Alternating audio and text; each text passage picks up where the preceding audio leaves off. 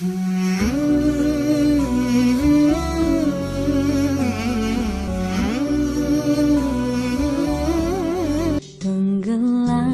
dalam khusyuk ibadah, menjemput cinta ilahi. Bulan Ramadan, biarkan daku berkelana di indahnya rahmat Allah. Bila berakhir, tetapkan daku beribadah sebanyak bulan Ramadan. Ya Allah, bimbinglah diriku meraih seluas kasih-Mu. Sahabat mencerdaskan, alhamdulillahirrahmanirrahim ya. Satu buah lagu sudah kami putarkan buat sahabat permata semuanya ya, untuk menghangatkan acara pada pagi hari ini di KAP spesial Tarhib Ramadan. Alhamdulillahirrahmanirrahim, sahabat permata semuanya sudah hadir di tengah-tengah kita narasumber yang luar biasa ya. Kita sambut Ustadz Budi Hidayat Abdurrahman. Assalamualaikum Ustadz. Waalaikumsalam warahmatullahi wabarakatuh. Alhamdulillahirrahmanirrahim. Gimana kabarnya pagi hari ini Ustadz? Alhamdulillah. Alhamdulillahirrahmanirrahim ya. Di hari Ahad ini 19 April 2020 Ustadz, acara KAP spesial di pagi hari ini Tarhib Ramadan Ustadz, yang biasanya acara-acara Tarhib Ramadan yang diadakan Yayasan P2 S2 Al-Hikmah itu memang diadakan di lapangan masjid untuk dan mendatangkan banyak sekali jamaah. Tapi di tahun ini Ustaz khusus kita spesial Ustaz. Ini makanya spesial sekali memang di tengah maraknya wabah COVID-19 ini ya Ustaz ya, tidak hanya di Indonesia bahkan di seluruh dunia Ustaz. Ya, ini memang sangat mengkhawatirkan bagi kita semua Ustaz ya, khususnya sebagai umat muslim di seluruh dunia ini. Bahkan kita di saat ini Tarhib Ramadan ini menyambut bulan suci Ramadan ini, kita masih menghadapi wabah virus corona ini Ustaz. Alhamdulillahirrahmanirrahim, sebelum nanti Ustadz Budi Hidayat menyampaikan materi KAP pada pagi hari ini dengan Antum sehat juga? Iya Ustaz. Sehat juga? Alhamdulillah. Keluarga sehat? Alhamdulillah sehat. Doanya selalu Ustaz ya. Amin. Semoga semua juga pendengar sehat semua, keluarganya sehat semua. Ya, terhindari segala penyakit dan virus. Allahumma amin. Amin amin. Dan mohon doanya Ustaz, Yayasan P2 S2 Al-Hikmah ini dan seluruh karyawan, guru-guru semua, semoga sehat semua. Semoga sehat selalu ya. Amin amin. Ya Rabbal sampai penyakit ini, wabah ini diangkat lagi oleh Allah Subhanahu wa taala. Amin amin ya Rabbal alamin. Oke sahabat termata semuanya, sebelum Ustadz nanti menyampaikan materi KAP pada pagi hari ini ya, dengan tema Al-Baiti Janati, Rumahku Surgaku, memburu keberkahan Ramadan Ustadz. Tapi sebelum itu saya akan membacakan biodata dari profil beliau ya, dari Ustadz Budi Hidayat Abdurrahman. Nama beliau Haji Budi Hidayat Abdurrahman. Jenengan anu Ustadz? Ciamis, berarti Sunda saat ya? Sunda. Lahiran Sunda ya. Sunda cengkoknya Jawa. Oh. Sunda cengkok Jawa ya. Alhamdulillahirabbil alamin. Kemudian alamat beliau, alamat Ustadz Budi Hidayat di Perum BPD 3 nomor F1. Bisa ya. Ini Semarang saja. Semarang Pedurungan ya. Alhamdulillahirabbil alamin. Profesi beliau wira swasta, dai, motivator, penulis, ya, mutawif atau pendamping jamaah umroh atau haji, Arbani Tour and Travel ya. Kalau sahabat mata semuanya ingin haji dan umroh bisa menghubungi beliau. Ya alhamdulillahirobbilalamin. Marhaban. Organisasi, pengalaman organisasi dari beliau Ustadz Budi Hidayat adalah sebagai Ketua Umum HDMI, Himpunan Dai Muda Indonesia Jateng, Wakil Ketua IKADI, Ikatan Dai Indonesia Kota Semarang, dan Korps Mubalik Muhammadiyah Kota Semarang. Wah, luar biasa sekali ya pengalaman organisasi beliau ya. Semoga berkah selalu Ustaz ya. Amin. Alhamdulillahirabbil alamin. Ya, alhamdulillahirabbil alamin. Langsung saja tidak lama-lama ya. Langsung saja kita akan dengarkan bersama dari materi pada pagi hari ini yang akan disampaikan oleh Ustadz Budi Hidayat Abdul Rahman, yaitu dengan tema Tarhib Ramadan, Rumahku Surgaku Memburu Keberkahan Ramadan. Kepada Ustadz Budi Hidayat Abdul Rahman kami persilahkan. Tafadhol Ustaz.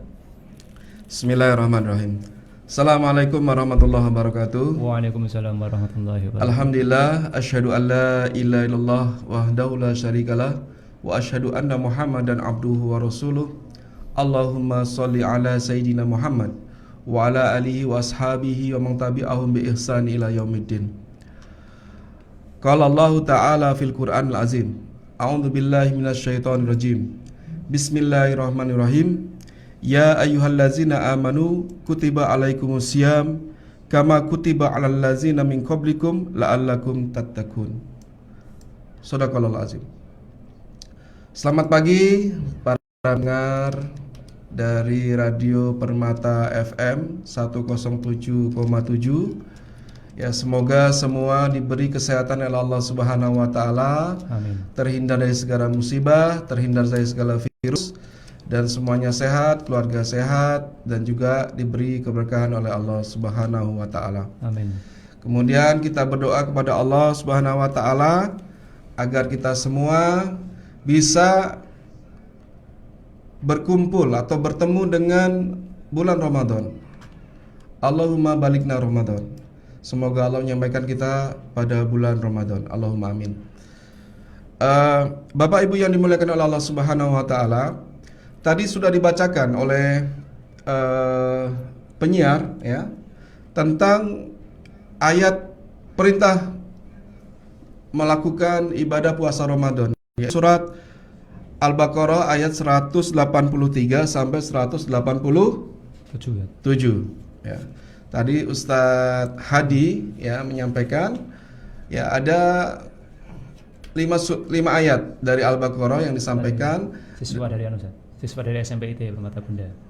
Siswa, tadi siswa ya, Masya Allah. Iya, luar biasa. Suaranya luar biasa mendayu-dayu. Dari kelas 8 SMPIT Permata Bunda, Ustaz. Masya Allah. Itu hafalan ya? Ananda Afifah Hanin tadi. Ananda Afifah Hanin. Barakallah. Semoga semua siswa dan siswi SMPIT, SD, SMPIT menjadi anak-anak yang soleh dan solehat semuanya. Amin, amin. Sukses dunia akhirat. Amin. Bapak Ibu yang dimuliakan oleh Allah Subhanahu wa taala, tadi dibacakan ya ayat, maka pada pagi hari ini kita akan bedah 4 ayat yang tadi dibacakan oleh siswi kita ya, Ananda Afifah. Dan ini sering kita baca ya, dan kita harus tahu ibroh di baliknya ya. Jadi di situ kita melihat dari 5 ayat yang dibacakan ya. Ayat pertama, ya ayyuhalladzina amanu kutiba alaikumusiyam kama kutiba alal ladzina min qablikum la'allakum tattaqun ya. Itu yang pertama adalah perintah untuk kita melakukan ibadah puasa. Dan puasa ini adalah perintah Allah kepada semua hamba-hamba Allah beriman, termasuk umat sebelum umat Sayyidina Muhammad sallallahu alaihi wasallam. Jadi umat-umat sebelum kita pun sama, Bapak Ibu sekalian, mereka melakukan ibadah puasa. Dan ibadah puasa ini hanya bisa dikerjakan oleh orang-orang yang beriman saja. Maka Allah panggil dengan panggilan ya ayyuhallazina amanu. Jadi kita melihat banyak orang yang mungkin badannya keker ya, seperti binaragawan atau olahragawan yang dia bisa naik gunung, lari sekian ratus kilo, tapi belum tentu dia bisa melakukan ibadah puasa kalau tidak ada keimanan di dalam hatinya. Ya, saya pernah ya berkantor dengan beberapa teman ya. badannya kekar, ganteng, tapi nggak puasa. Alangkah sayangnya, ya. Dan di sini Bapak Ibu sekalian, di ayat yang dibaca itu ada ayat selanjutnya, ya. Kita lihat ada 4 hak bagi bulan puasa Ramadan. Ada 4 hak puasa tadi. Oh iya. Ya, ada 4 hak. Yang pertama apa? Jadi kewajiban puasa ini pertama adalah di situ ada hak Allah. Ada hak Allah dalam bulan puasa. Sehingga ketika kita tidak bisa mengerjakan puasa, Allah tetap meminta haknya. Yaitu di ayat ayyamam ma'dudat faman kana minkum maridon aw ala safarin fa iddatu min ayamin ukhra. Jadi kalau ada orang-orang yang tidak bisa puasa karena dia sakit, ya, maridun aw safarin, atau dia melakukan perjalanan, tetap Allah minta dikerjakan di bulan yang lain, di hari yang lain. Ini ada hak Allah di situ. Bahkan di hadis riwayat Bukhari, Allah pernah dalam diskusi mengatakan, kullu amalin ibni Adam lahu illa siyam. Ya. Jadi semua amal anak Adam itu untuknya, kecuali puasa. Fa innahu li wa anna ajri bihi wasiyami junnah. Ya. Dan jadi sungguh ibadah puasa itu adalah untukku, kata Allah, dan akulah yang langsung memberikan imbalan kepada mereka. Jadi kalau ibadah yang lain itu di dalam Al-Quran dikatakan pahalanya 10 sampai 700 kali lipat, kecuali bulan puasa. Bulan puasa ini khusus, itu Allah sendiri yang akan kasih pahala. Ya. Dan Allah mengatakan asyamul junnah, puasa itu perisai. Para ulama mengatakan perisai apa nih? Al-junnatu minan nar. Kita menjadi perisai dari api neraka. Amin. Dan salah satu hak kita kalau kita berpuasa itu adalah kita kelak akan mendapatkan surga Ar-Rayyan. Amin. Semoga kita semua, jamaah semua berkumpul di surga Ar-Rayyan ya Bu ya. Amin. Bapak-bapak sekalian. Amin. Ya, kita besok nostalgia ngumpul-ngumpul di pintu Ar-Rayyan. Wah, ini ahli puasa semua. Amin. Ya kan? Iya. Ya. Nah, ini sampai begini Bapak Ibu sekalian. Rasulullah SAW suatu ketika naik ke atas mimbar. Mimbar itu ada 3 tangga. Di tangga pertama Rasulullah naik mengucapkan amin. Naik lagi ke tangga yang kedua, belum mengucapkan amin. Di tangga yang ketiga Rasulullah mengucapkan amin. Sahabat heran. Kemudian yang bertanya, ya Rasulullah, kenapa engkau mengucapkan amin ya Rasulullah 3 kali? Kemudian Rasulullah mengatakan kepada para sahabat Nabi ini, ketika aku naik tangga, datanglah Jibril kepadaku. Jibril ini mengatakan, kul amin ya Muhammad, katakanlah amin ya Muhammad. Ya. Jadi Rasulullah sudah mengaminkan. Kemudian dia mengatakan, celakalah orang yang dia mengalami atau didatangi bulan Ramadan yang dipenuhi dengan keberkahan, kok dia tidak diampuni oleh Allah Subhanahu wa taala. Ya. Ini malaikat ini kebangetan ini, celaka nih. Orang yang didatangi bulan Ramadan kok dia tidak mendapatkan ampunan dari Allah Subhanahu wa taala. Terus yang kedua, ya, kul ya Muhammad. Kul amin ya Muhammad. Katakanlah amin ya Muhammad, yaitu celakalah orang yang ketika disebut namamu ya Muhammad, mereka tidak bersolawat kepadamu. Ya, ini kebangetan, disebut nama Nabi kok nggak solawat. Solawat itu nggak bayar. Solawat itu gratis. Solawat itu nggak berat. Orang tinggal Allahumma sholli alaihi kok susah banget. Padahal Nabi ini yang menyelamatkan kita. Ya, memberikan kita resep-resep masuk surga. Memberikan kita resep-resep bagaimana punya keluarga sakinah. Memberikan resep-resep supaya kita bahagia dunia akhirat. Kok nggak mau mengucapkan sholawat? Dan itu tidak berat sebenarnya. Ya, celaka. Dan Rasulullah mengatakan amin. Diamin oleh Rasulullah. Kemudian yang ketiga, kul amin ya Muhammad, katakanlah amin ya Muhammad, yaitu orang-orang yang masih menjumpai kedua orang tuanya dan dia tidak mendapatkan surga dari Allah Subhanahu wa taala. Jadi amalan yang paling gampang itu adalah berbakti kepada orang tua. Terus disuruh apa saja manut, bikin orang tua gembira, udah surga itu. Jadi bapak ibu kita ini adalah dua pintu surga, ya. Sampai ada seorang ulama yang ketika meninggal itu bapaknya dia menangis. Satu pintu surga saya sudah hilang, tinggal satu. Ya, ini harus saya jaga. Ya. Bapak ibu yang dimuliakan oleh Allah, kalau masih punya orang tua, dijaga bapak ibu sekalian pintu surganya, karena ini adalah pintu surga kita. Ya, ridha Allah Allah ridha walidain. Dan ini Bu, kalau kita bapak ibu sekalian yang dimuliakan oleh Allah Subhanahu wa taala, kalau kita kaji hadis ini, subhanallah, masya Allah, ya, sampai ada yang mengatakan ini juga punya nilai parenting. Nilai parentingnya apa? Jadi orang tua ini juga hati-hati untuk kemudian berucap kata kepada anaknya. Ya, kalau sekali dia tidak ridho, Allah pun nggak ridho. Udah nakal kita caci maki, tambah nakal lagi nanti, ya kan? Karena Allah nggak ridho. Tambah nakal kita caci lagi, ya. Allah nggak ridho lagi, tambah nakal lagi, dan begitu seterusnya. Ya. Makanya kalau anak kita nakal, anak kita ini, maka yang keluar dari kita adalah doa-doa yang baik. Ya. Nanti kita bahas ya di ayat ini. Ya.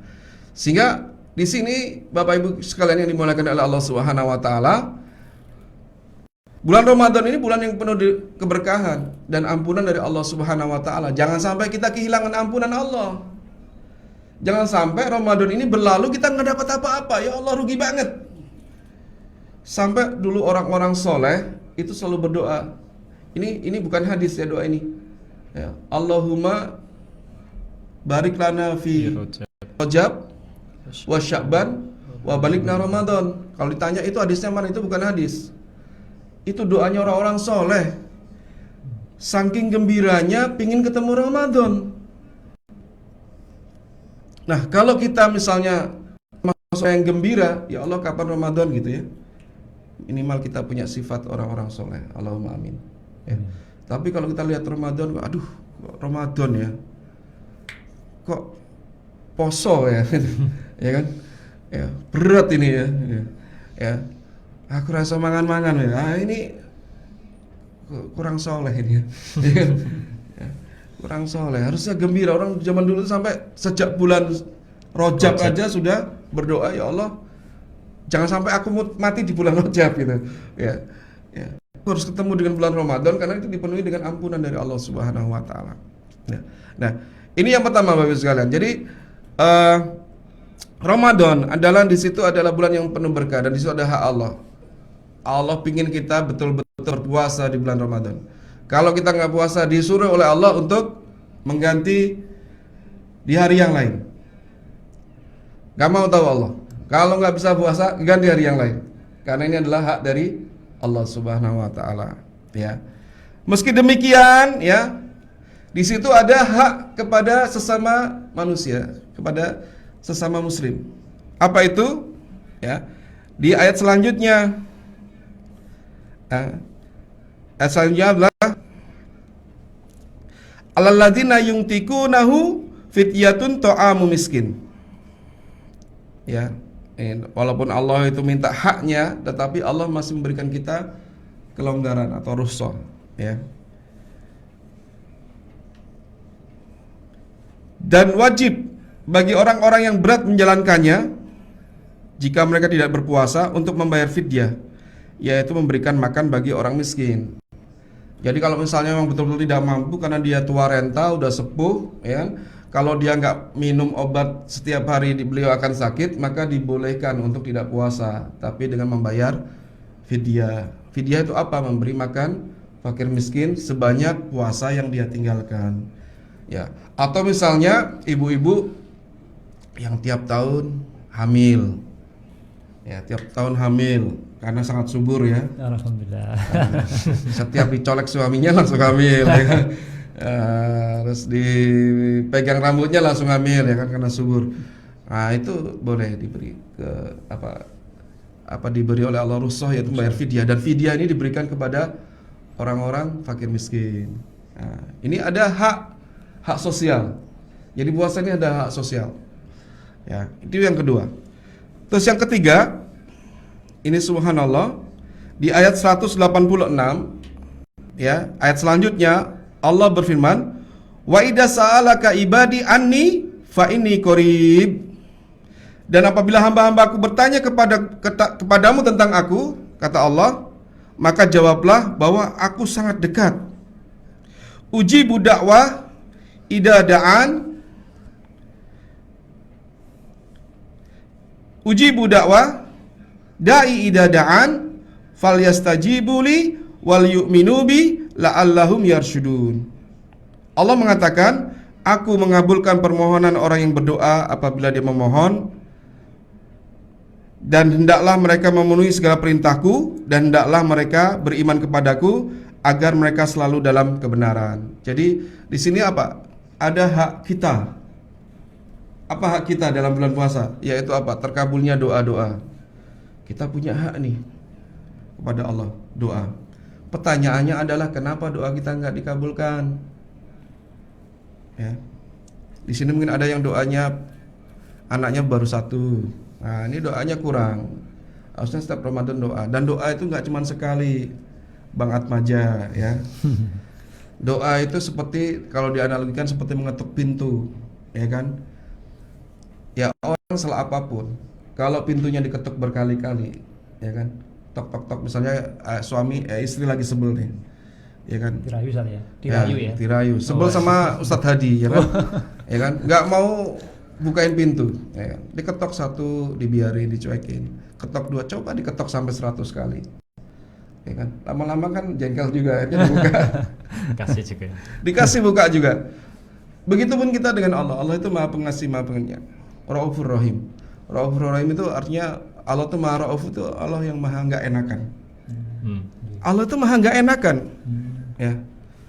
Jadi kalau dalam bahasanya, kalau ada seorang dalam sebuah hadis, kalau Allah ada orang mengangkat tangan, itu kalau Allah itu malu kalau sampai dia nggak dikabulkan. Ini minta terus gitu kan. Yang belum punya anak minta anak, yang belum punya rumah minta rumah, ya kan? Kayak orang aja punya rumah, masa kita nggak punya rumah gitu kan? Ya Allah, kayak orang aja punya rumah, masa saya nggak punya rumah gitu. Atau yang masih jomblo, ya Allah, truk aja ada gandengannya, saya kok nggak ada gandengannya, gitu. Ya Allah, ada negara namanya Amerika. Nah saya ame siapa ya Allah, gitu. Ya kan? Curhat sama Allah, minta terus gitu. Berkali-kali minta sama Allah. Apalagi di bulan Ramadan. Itu bulan Ramadan itu Allah lagi sayang-sayangnya sama kita. Allah itu bulan Ramadan lagi sayang-sayangnya sama kita. Makanya kalau Ramadan berlalu kok kita nggak dapat apa-apa dari Ramadan, aduh, kata malaikat Jibril, kurang ajar itu orang. Bukan Allahnya yang nggak sayang sama kita, orangnya yang kurang ajar gitu. Orangnya yang kebangetan. Sampai minta Nabi mengaminkan. Celaka. Ya Muhammad, aminkan. Didoakan malaikat Jibril, diaminkan Rasulullah SAW. Bangetan, karena Ramadan ini Allah lagi sayang-sayangnya banget sama kita. Ya, banget. Makanya kalau kita sering minta di bulan Ramadan, minta. Allah itu Maha Penyayang. Ya. Coba. Makanya saya pernah ada seorang yang mengatakan, Allah itu kok susah dirayu ya? Oh, siapa bilang? Ya, siapa bilang? Ada tuh orang yang bilang begitu sama saya. Ustaz, Allah tuh susah dirayu? Enggak, Allah tuh paling gampang dirayu. Bahkan melebihi. Antum minta 1, antum dikasih 10 sama Allah. Masa antum nggak pernah merasakan? Anda kebangetan kalau nggak merasakan Allah seperti itu. Gitu. Bahkan sering kita itu nggak minta aja dikasih, bener nggak? Setiap hari ini bangun tidur minta sehat, jarang ada. Allah kasih sehat, betul nggak minta? Apalagi kalau minta, ya kan?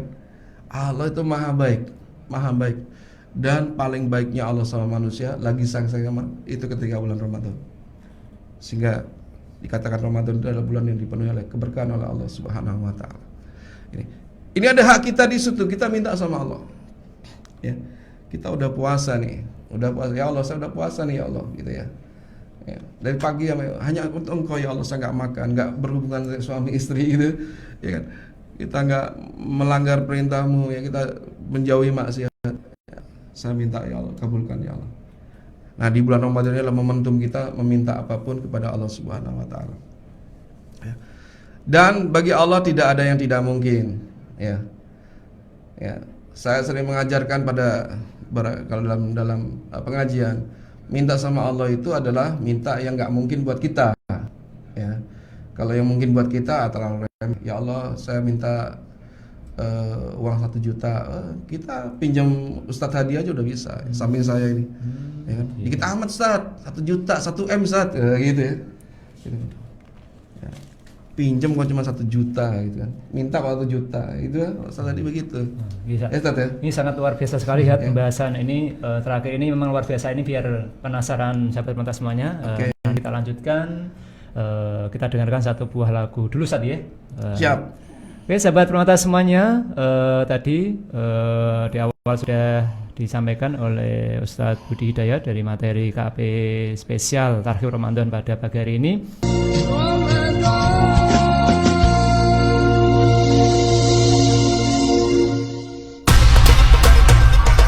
107,7. Alhamdulillahirrahmanirrahim. Mari kita lanjutkan materi pada KPU spesial pada pagi hari ini. Tafadhol Ustaz. Ya, baik. Alhamdulillah. Kita lanjut. Ya. Di samping saya ini ada 2 penyiar ganteng-ganteng, Ustadz Atmaja dan Ustadz Hadi. Amin, amin, amin. Masya Allah. Semoga Allah memberkahi beliau berdua. Amin. Jadi kita lihat kalau dalam surat Al-Baqarah ayat 183 sampai 187, di situ ada 4 hak.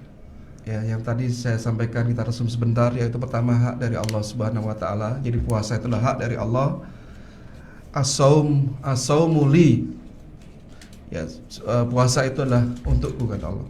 Terus yang kedua itu ada hak apa tadi? Sosial ya. Sosial. Ada hak sosial di situ. Ketika kita berhalangan terkendala untuk berpuasa ya dengan halangan tetap misalnya karena tua ya atau karena sakit-sakit ya, itu maka ada fidyah di situ dan itulah hak sosial. Dan yang ketiga adalah ada hak kita dalam bulan puasa, yaitu hak kita untuk diberi waktu oleh Allah untuk berdoa, meminta. Kita disuruh minta apa aja deh, ya silakan minta kepadaku kata Allah ya. Terus kemudian yang keempat, ya ini yang hubungannya dengan tema kita kali ini, yaitu baiti janati, rumahku surgaku. Itu adalah hak puasa kepada keluarga. Kenapa? Karena di dalam surat Al-Baqarah ayat 187 Allah berfirman, ya, yang ini berhubungan dengan keluarga. Apa itu? Uhillal lakum lailatas syam rafasu ila nisaikum. Hunna libasul lakum wa antum libasul lahun. Apa itu artinya? Ya. Dihalalkan bagi kamu pada malam hari bulan puasa bercampur dengan istri-istrimu ya. Jadi sering ditanya orang ini ya, fikih puasa. Ustaz, laris ya Ustaz. Pertanyaan itu laris ya? Laris, tiap tahun ditanyakan ya kan? Tiap tahun ditanyakan, Ustaz, kalau malam-malam deketin suami, deketin istri boleh gak gitu? Boleh, yang bilang Allah nih, Quran tuh ngasih kita. Ya ngasih izin ya. Ini materi khusus keluarga ya. Ya boleh kita ya diperbolehkan. Bahkan ada kisah unik ya, Sayyidina Umar bin Khattab itu pernah berbuka puasa dengan mendekati istrinya ya, berhubungan suami istri ya, berjima gitu. Boleh, jadi boleh. Dan di situ ada ayat kata Allah Subhanahu wa taala, antum libasul lakum hunna libasul lakum wa antum libasul lahun. Ya. Karena sesungguhnya istri-istri kita itu adalah pakaian ya, dan engkau adalah pakaian bagi istri-istrimu. Pakaian ini apa sih? Apa nih Ustadz Atmaja? Pakaian ini kan sesuatu yang sangat dekat dengan kita, ya kan? Dekat sekali dengan kita ya, sampai nempel ke kita itu. Artinya apa ya? Di bulan puasa ini Allah berfirman agar kita ini hak-hak keluarga ini jangan sampai hilang. Jangan sampai ya. Ya, Rasulullah pernah mengatakan ya, orang yang terbaik di antara kalian adalah orang yang terbaik dalam keluarganya. Jangan sampai kita ini dikenal baik sama orang, ya, dikenal hebat, tetapi itu orang yang terdekat dari kita ini tidak merasakan kebaikan kita. Ini pernah suatu ketika, ya, ada dalam sebuah sirah ada datang seorang calon gubernur, cagup kepada Sayyidina Umar bin Khattab. Waktu itu Umar bin Khattab datang sebagai seorang dia beliau seorang khalifah, datang kemudian calon gubernur kepada beliau. Ini kalau dilihat dari kriterianya, gubernur ini luar biasa, dari sisi manajemen itu luar biasa, kemudian ilmu pemerintahannya luar biasa, ya kan. Mau tidak mau ini harus, kalau bahasa kita, kalau dulu kan belum ada pilkada ya, zaman khalifah nggak ada pilkada, jadi gubernur itu ditunjuk oleh khalifah, ya, nggak ada coblosan, ya.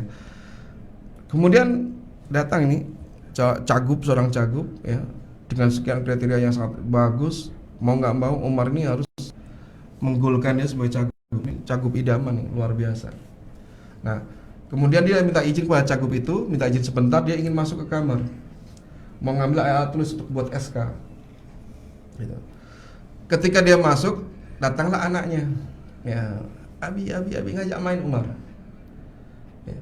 Dan Umar itu ketika anaknya ngajak main, itu diladeni anaknya itu, naik kuda-kudaan, lari ke sana kemari, dan itu dilihat oleh cagupnya.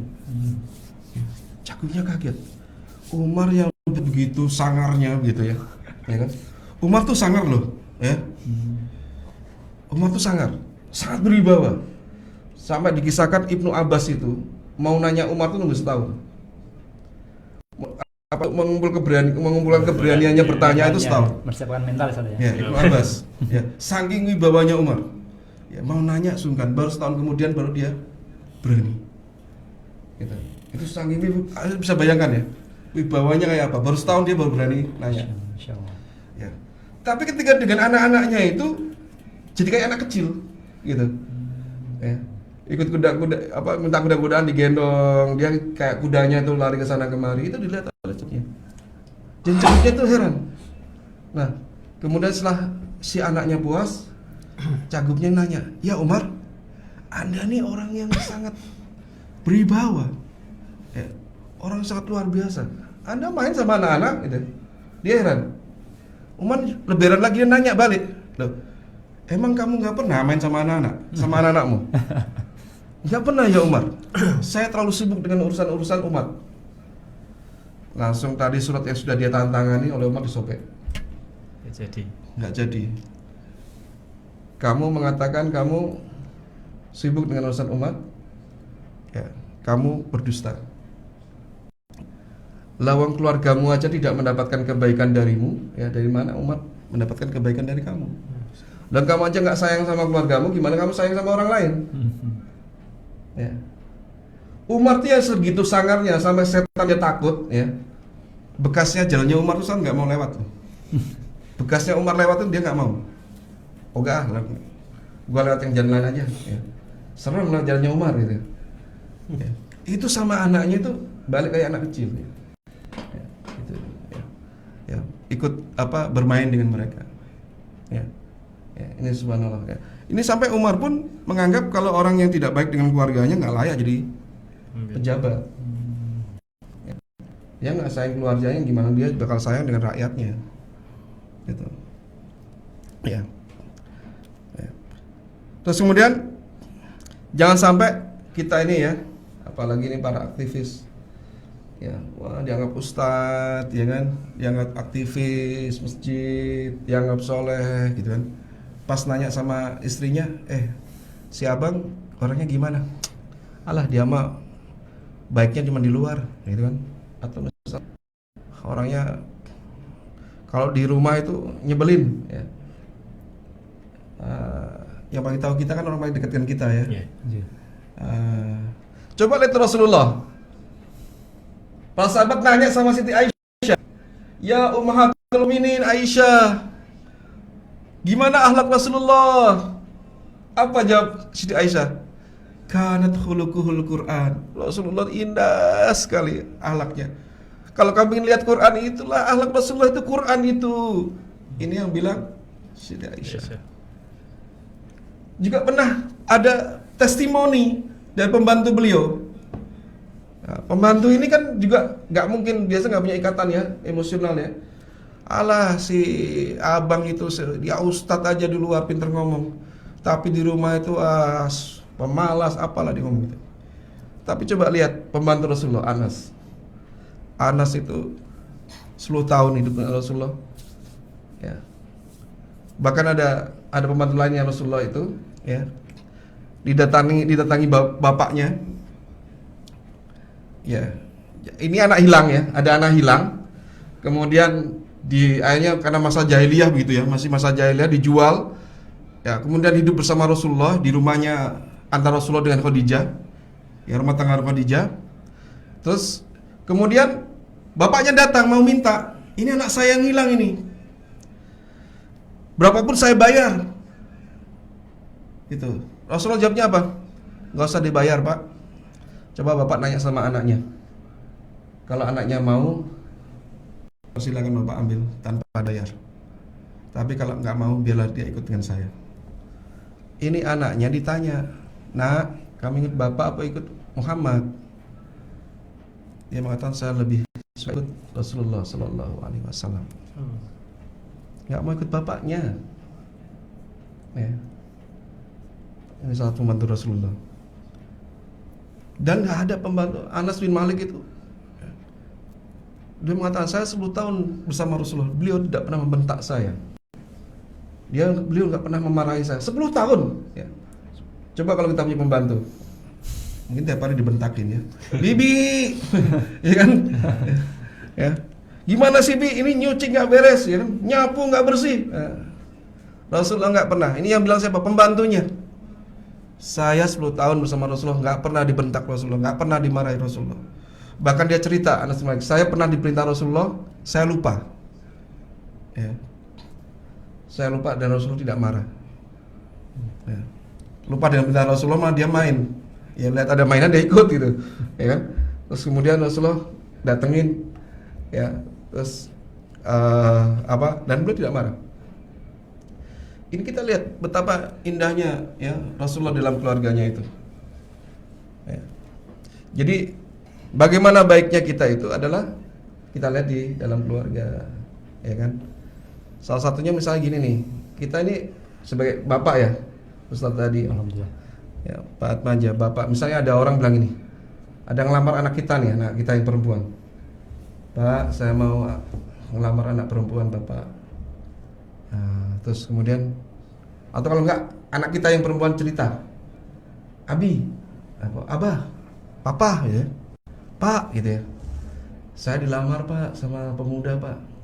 Pemudanya gimana? Pemudanya itu persis kayak bapak. Orangnya persis kayak bapak, akhlaknya kayak bapak. Kira-kira kalau kita punya mantu kayak kita, itu diterima gak? Langsung ya tadi. Kalau kita terima berarti kita ini bapak yang baik selama ini di keluarga ya. Tapi kalau dia kayak bapak, jangan misalnya gitu ya. Ya kan? Ya, itu berarti kita belum bersikap baik kepada keluarga. Nah, itulah kenapa ya keluarga ini disebut dalam Al-Qur'an yang berhubungan dengan puasa. Puasa pun kita ada hak keluarga di sana. Harus jadi keluarga sakinah kita. Saatnya di bulan puasa ini kita membangun kembali keluarga sakinah kita.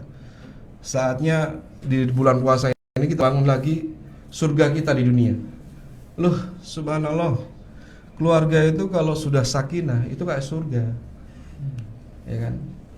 Jangan kita bilang baiti janati, tapi kita lebih suka ke kafe. Atau anak kita nggak betah di rumah, berarti belum baiti janati. Ya, kalau bisa anak kita itu misalnya dipondokin, wah kangen pengen pulang gitu. Kalau sampai anak kita nggak kangen pulang, berarti rumah kita belum baiti janati. Ya. Ada kan orang yang lebih betah di kantor dibandingkan di rumahnya. Lebih betah nongkrong di warung kopi, di kafe, di mall. Ya. Ini baiti janati mana? Surganya mana? Gitu. Ya. Seharusnya ketika kita pulang itulah bentuk surga kita. Ya. Ini termasuk ketika lockdown seperti ini. Kita senang gak nih lockdown ini? Di rumah terus bareng keluarga. Kalau keluarga kita sakinah mawaddah warahmah, baiti janati, kita happy-happy aja di rumah gitu. Ya. Tapi ada yang stres misalnya harus ngajarin anaknya dan lain-lain seperti itu. Nah, ini belum baiti janati. Ya. Mau nggak mau kita bilang belum baiti janati. Kalau baiti janati, happy kita anak-anak di rumah terus itu, ya kan? Ya. Ya, ini.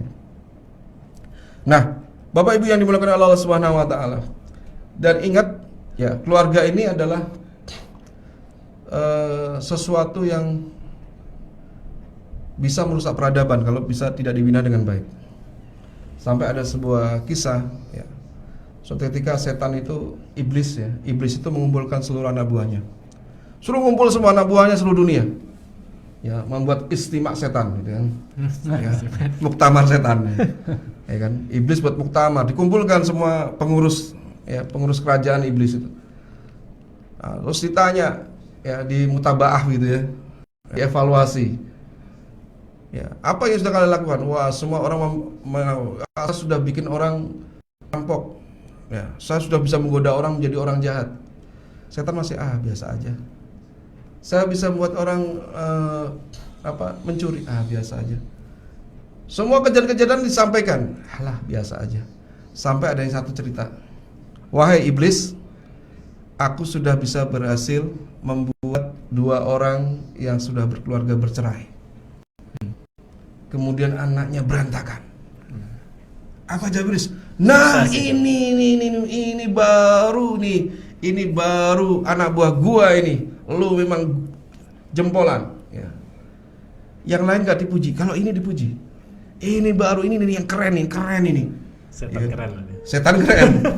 Jadi setan keren itu setan yang bisa memporak-porandakan rumah tangga. Keren ini. Kenapa?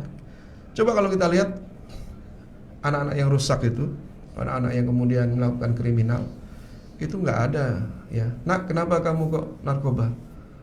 Nah, dia jawab, Ustadz, karena kondisi politik kita tidak menentu misalnya. Nah, mungkin seperti itu jawabannya. Ya, anak yang mabuk-mabukan, ya Ustadz, ini karena kondisi ekonomi sedang mengalami krisis. Enggak. Biasanya apa? Dari rumah. Ya, dari rumah. Kerusakan anak-anak generasi muda itu dimulai dari rumah. Hati-hati Bapak Ibu sekalian. Ya. Sehingga kalau kita ingin membangun peradaban yang luar biasa, ya, pengen Indonesia ini maju, pengen Indonesia ini hebat, dimulai dari rumah-rumah yang hebat. Insya Allah sekolah Permata Bunda ini termasuk yang visinya ke sana. Berikhtiar. Ya, ikhtiarnya ke sana. Allahumma amin. Ya. Ya. Ini jamaah sekalian yang dimuliakan oleh Allah Subhanahu wa taala. Ini juga termasuk kepada bapak-bapak kalian ya. Bapak sekalian, semoga senantiasa juga ya, ada yang bilang begini ya. Kalau ada anak rusak, kalau ada anak jahat, kalau ada anak maksiat, itu dosa yang besar adalah dosa bapaknya. Ya. Ya, dosa bapaknya. Tapi kalau ada anak pinter, itu adalah hasil dari ibunya. Ya kan, kalau sekolah bilang gitu ya, kalau ada anak pinter itu karena gen ibunya. Tapi kalau ada anak bandel, itu karena dosa bapaknya. Ya kenapa? Karena bapak itu adalah qawwam. Ya, pemimpin itu kalau udah baik, rakyatnya bisa baik. Ya kan? Pemimpin yang baik, rakyat pasti baik. Tapi kalau pemimpin yang buruk, rakyat yang baik pun bisa buruk. Ya kan? Ya. Jadi ikan itu busuk dimulai dari kepalanya. Gitu. Ya kan? Ikan busuk dimulai dari kepalanya. Ya. Pasukan kambing kalau dipimpin oleh seekor singa, mereka akan menjadi pasukannya pemberani. Tetapi 1000 singa kalau yang memimpin adalah seekor kambing, maka itu akan menjadi lemah. Ini juga perlu kepemimpinan yang luar biasa dari bapak-bapak sekalian ya. Jadi makanya para bapak-bapak ini harus dibekali ya banyak dengan ilmu ya. ilmu agama, kita banyak belajar dari para ustadz, para kiai, para habaib, ya, para ulama, sehingga ketika kita memimpin keluarga kita ini menjadi keluarga yang baiti janati, sakinah mawaddah warahmah, dan itu butuh ilmu. Insyaallah demikian. Masih ada waktu? Mungkin? Ya, cukup. Yeah. Alhamdulillahirrahmanirrahim. Sahabat mata semuanya, dimanapun Anda berada, alhamdulillahirrahmanirrahim, materi dari Ustadz Budi Hidayat Abdurrahman sudah disampaikan dari awal sampai akhir. Semoga dari materi tadi yang sudah disampaikan oleh Ustadz Budi Hidayat tadi dapat bisa memberikan wawasan buat kita semua ya dalam menghadapi menyambut Tarhib Ramadan, menyambut bulan suci Ramadan 1441 Hijriah ini ya sahabat mata semuanya.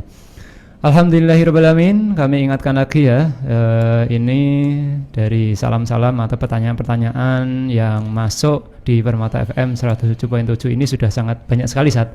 Ntar lagi kita akan bacakan satu persatu saat.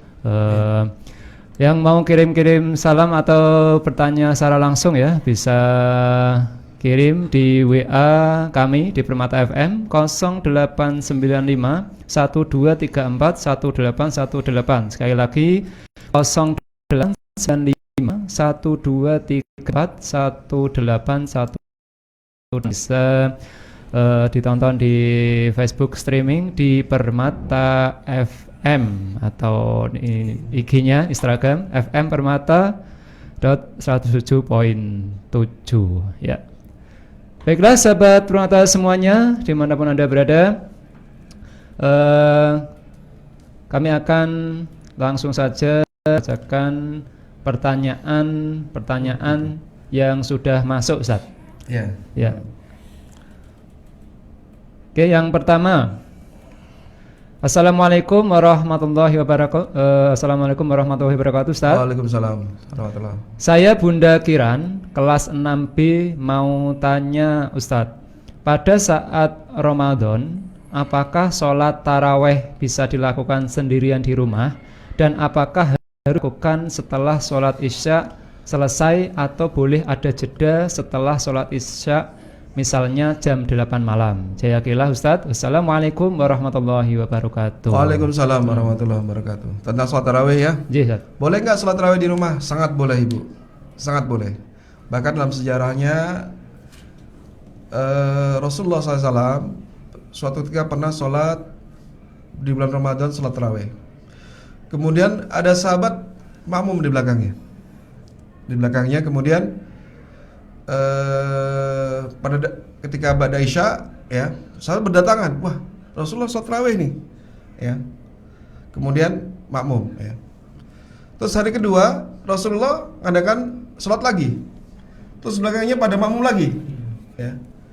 Hari ketiga Rasulullah sholat lagi, para sahabat datang makmum lagi, tambah banyak gitu. Hari keempat Rasulullah tidak habis isya nggak ke masjid lagi. Sahabat-sahabat tanya, ini mana Rasulullah nih? Ditunggu-tunggu sholat tarawih, kok nggak tarawih? Rasulullah nggak datang tarawih. Terus kemudian baru setelah itu Rasulullah mengatakan, aku khawatir kalau aku sholat tarawih ini dianggap wajib. Ya, dan jangan memberatkan umatku. Ya. Jadi selawat tarawih boleh dilakukan di rumah. Ya. Nah sejak itu Rasulullah tidak lagi tarawih. Ya. Akhirnya sahabat itu sholat tarawih sendiri-sendiri. Ya. Baru di zaman Umar tuh melihat sahabatnya ramai di masjid, itikaf di masjid, ya.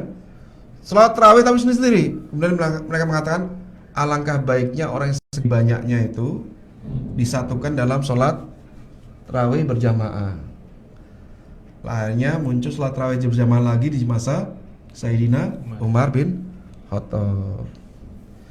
Jadi sholat tarawih di rumah boleh Ibu, boleh. Ya. Dan ini apakah harus dilakukan setelah sholat isya, Ustaz? Harus setelah sholat isya, Ustaz ya? Harus sholat isya. Berarti sholat isya dulu, baru tarawih. Berarti nggak boleh tarawih dulu baru Isya nggak boleh Ustaz ya? Ya. Itu pertanyaan intinya mungkin seperti itu Ustaz. Ya, jadi salat tarawih itu termasuk qiyamul lail sebenarnya. Dan qiyamul lail itu dilakukan setelah salat Isya. Ya. Dan boleh jeda ya Ustaz ya? Boleh jeda. Setelah sholat Isya boleh jeda mungkin beberapa menit melakukan aktivitas, setelah itu wudhu lagi. Malamnya sholat tarawih boleh Ustaz ya? Boleh. Seperti sholat tahajud itu Ustaz ya? Ya, seperti sholat tahajud. Oh gitu. Boleh. Ya, mungkin gitu Bunda Kiran jadi boleh melaksanakan sholat tarawih sendirian dan boleh dijeda setelah sholat Isya dengan melakukan aktivitas masak atau belajar dengan anak-anak persiapan sahur, kemudian baru sholat tarawih witir itu boleh pun ya. Alhamdulillahirrahmanirrahim dari Bunda Kiran tadi ya. Selanjutnya Assalamualaikum dari Gaza dan Maida. Salam buat teman-teman A Aminah dan B Yahya, Bunda-bunda guru PAUD IT Permata Bunda dan keluarga besar Permata Bunda, semoga sehat selalu dalam lindungan Allah Subhanahu wa taala. Sudah kangen sama gurunya itu. Alamin. Ya, pertanyaan selanjutnya Ustaz. Assalamualaikum, saya Bunda Zidna. Dalam kondisi Ramadan yang dilingkupi wabah corona. Nah, ini Ustaz sudah menjurus ke corona nih Ustaz ya. Apa yang harus kami lakukan untuk menjaga anak-anak jika nanti masih banyak masjid yang menyelenggarakan sholat taraweh? Jazakumullah khair. Ya. Kalau kita ikuti pendapat ulama muktabar kita ya, ulama kibar kita. Dan ulama kibar kita itu adalah MUI.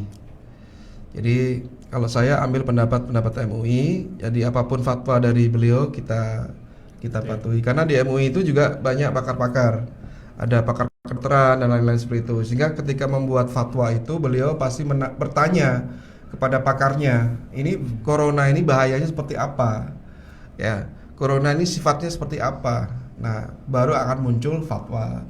Jadi ketika MUI itu mengeluarkan fatwa itu juga tidak sembarangan, saja. Ya pasti dia tanya efek-efeknya, dan sejauh ini yang saya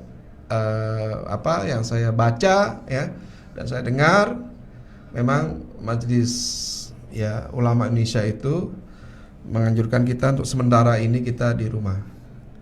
Terus gimana dengan pahalanya dong? Misalnya gitu kan, nanya ya. Kalau kita sudah terbiasa sholat tarawih, ya kan? Tiba-tiba ada halangan, ada hadis semacam demikian, kita akan dapat pahala yang sama. Ya, pahala berjamaah juga, karena kita nggak sempat. Tapi kalau biasanya nggak berjamaah ya nggak dapat apa-apa, ya kan? Ya. Ini. Tapi kalau udah biasa berjamaah, ya, tapi tadi ada fatwa ini nggak boleh nih, ya. Karena betul-betul saya pernah baca ya, saya ahli Jum'ah itu Mufti Al-Azhar Kairo, beliau bercerita bahwa di Kairo itu pernah terjadi wabah taun. Wabah taun ini mengerikan ya. Jadi warga Mesir yang tadinya jumlah penduduknya 12 juta, itu tinggal 2,5 juta. Tinggal 2,5 juta. Dan salah satu klaster penyebabnya adalah mereka kumpul-kumpul berdoa bersama. Ini kata saya ahli Jum'ah.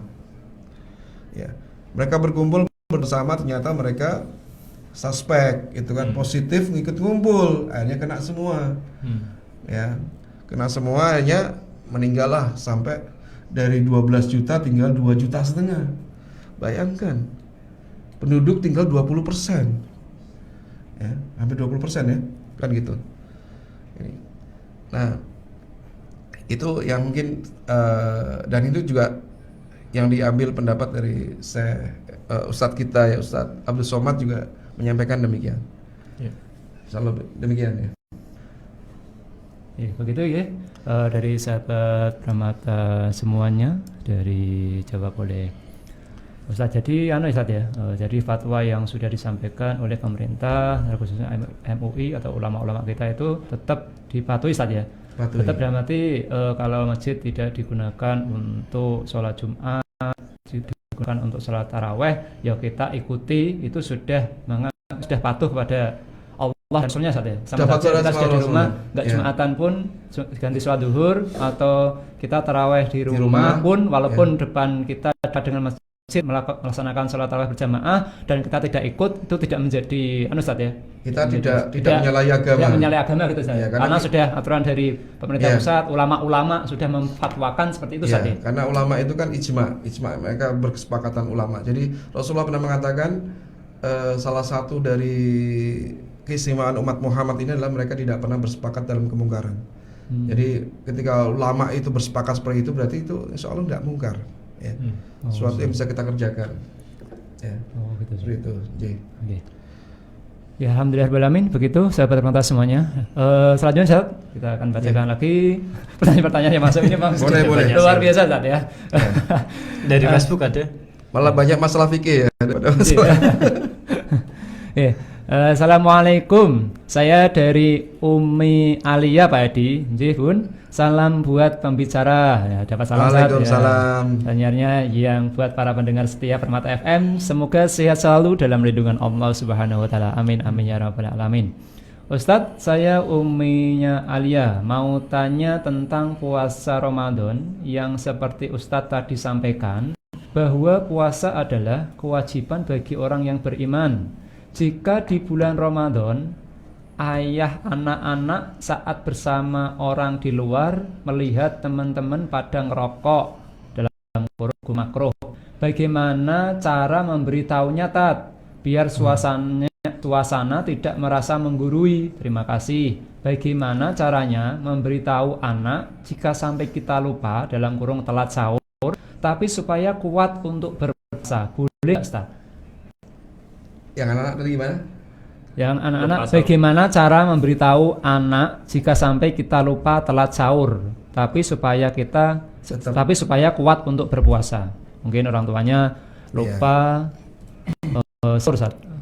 Tapi tetap bangunnya telat, tapi bagaimana anak beliau mengajak tetap berpuasa dan kuat itu mungkin caranya memberitahu gimana Ustaz? Mungkin memotivasinya Ustaz.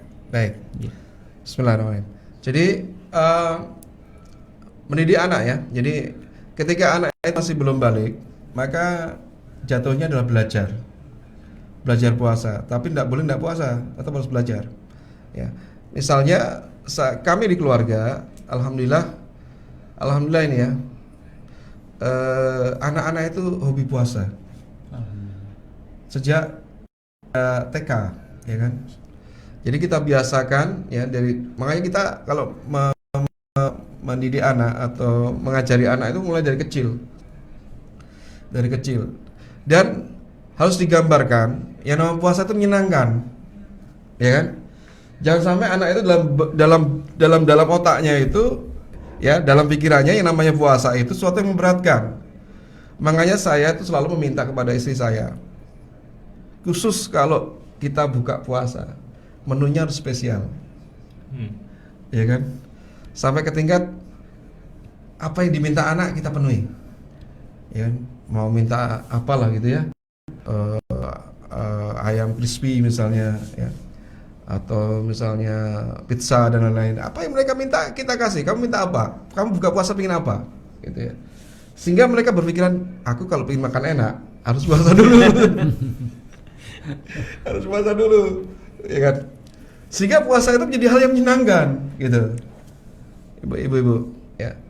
Itu saya pertama kali begitu ya. Bahkan kalau di hari yang lain saya nggak boleh anak itu lihat TV. Nggak boleh lihat TV. Ya. Khusus mereka puasa sambil menunggu berbuka. Itu saya downloadkan film-film kartun ya untuk buka puasa. Sehingga buka puasa itu menyenangkan. Ya, tentu saja nggak seharian lihat TV ya. Ya. Jadi kebetulan di rumah kami TV jarang setel. Ya, cuma di bulan puasa aja ya. Acara-acara tertentu Ustaz. Ya. Jadi acara tertentu pun tidak gitu. Dulu masih suka lihat apa? Talk show ya kan, kayak semacam ILC. Sekarang udah jarang. Kita sudah streaming YouTube aja udah bisa gitu. Oh iya, sekarang udah bisa dinikmati ya. Ya.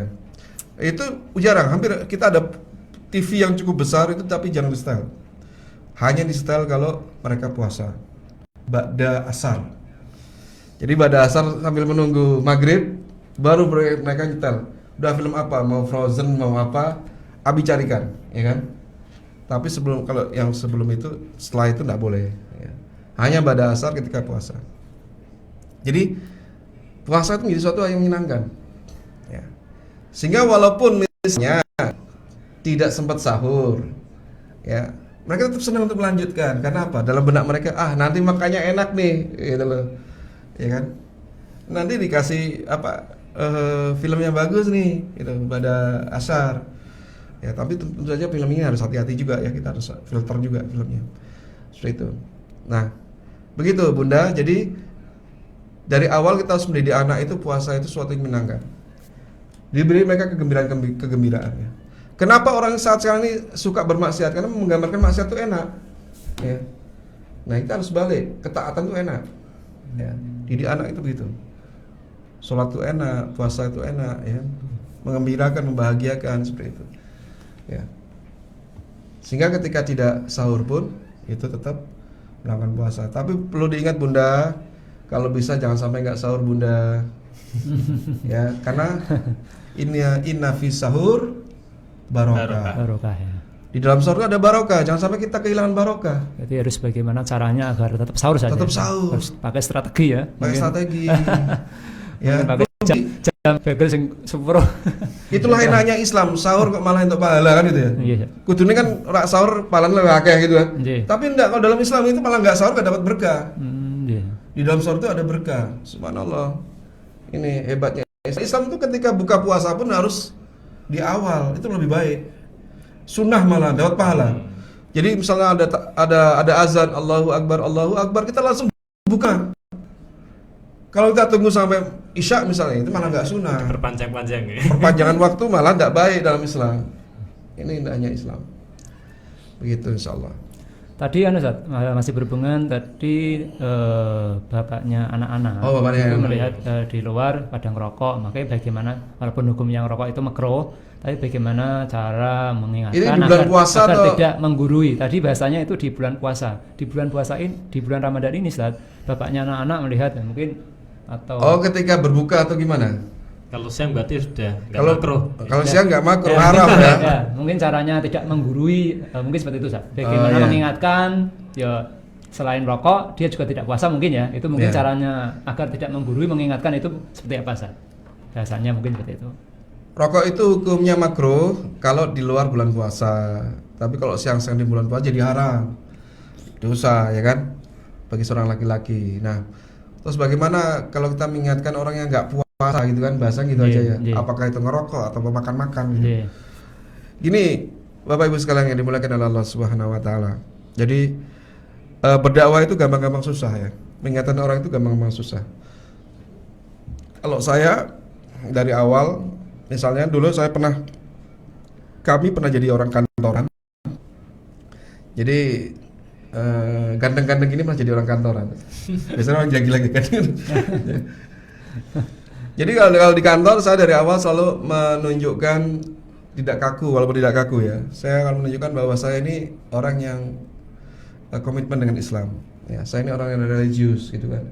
Bahkan saya sering membuka konsultasi gratis buat karyawati itu, staff itu. Saya ajak ngobrol ya, curhat yang jomblo gitu kan, curhat, terus kemudian yang mau menikah saya kasih seminar gratis kayak gitu ya. Terus sampai satu kantor tahu ya, saya sering kalau waktunya sholat zuhur misalnya, ketika kita istirahat di kantor itu saya towel satu-satu, saya ajak satu-satu untuk sholat ya kan. Akibatnya apa? Ketika Ramadan mereka bisa malu sama kita. Kalau sampai nggak puasa, sampai nggak ini, ya, saya tahu mereka nggak puasa. Tapi baik tidak dengan dakwah bilhal itu kita nggak ngomong, ya kita nggak menggurui, nggak melarang gitu ya. Tetapi mereka malu sendiri gitu, ya ini malu sendiri. Tetapi kalaupun misalnya kita mungkin ada yang orangnya beberapa yang agak malu ya. Kalau di kantor ini malu menunjukkan keislamannya ya, sehingga pas Ramadan pengennya sih waya Ramadan agak misalnya gitu ya. Ya enggak apa-apa dengan bahasa kita ya, teman sekantor kita kita tegur ya, kita tegur dengan bercanda, bro raposo toh bro, nah gitu ya. Ya. Terus besok rokok lagi, lu raposo meneh bro, gitu ya, sampai dia bosen, ya, sampai dia malu, sampai malu sendiri, ya malu. Tapi niatnya nggak mempermalukan ya, tapi karena kita bercanda gitu, ya. Iya, mungkin gitu saja. Gitu Bun, cara mengingatkan, dan tadi kalau bisa diusahakan tetap sahur sih Bun ya, agar selalu mendapatkan keberkahan di bulan Ramadan. Oke, selanjutnya ini ada yang kirim salam. Assalamualaikum, mau titip salam buat Ananda Permata Aisyah, Bunda Guru PAUD IT Permata Bunda, dan seluruh karyawan YP2 S2 Al-Hikmah Kungikut dari Bunda Santi TKIT Permata Bunda. Oke, pertanyaan selanjutnya Sat. Mungkin jenengan ini kaget Sat. Assalamualaikum warahmatullahi wabarakatuh. Mohon izin di Permata FM saya menyampaikan jazakallahu khairan katsira kepada Ustadz Budi Hidayat, karena dulu pernah meminjami saya Duratun Nasihin yang menjadi asbab hidayah bagi saya untuk berniat memakai jilbab, walaupun akhirnya mau terrealisasi 2 tahun kemudian. Ummu Afifah Hanin yang tadi ternyata yang baca tilawah. Oh, itu ibunya teman Ustadz di 3C SMP 2 Sat. 3C SMP 2 ya. Mohon doa semoga semua Permata menjadi generasi Islam yang soleh mensolehkan saat ini tadi ya. Ini harus saya mau cerita ya, menarik ya. Jadi meminjamkan buku ini kadang-kadang dilema ya. Jadi kita pinjamkan kadang-kadang nggak balik gitu. Ya kan, padahal buku ini buku rujukan kita. Tetapi saya juga punya pengalaman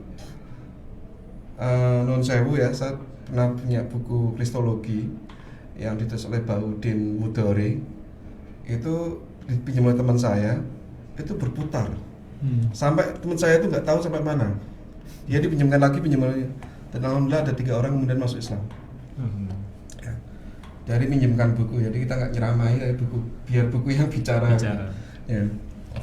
Tadi leres aja, tadi temennya panjenengan ya, nanti bundanya Afifah ini tuh. Ya, kayaknya saya sudah menebak orangnya siapa.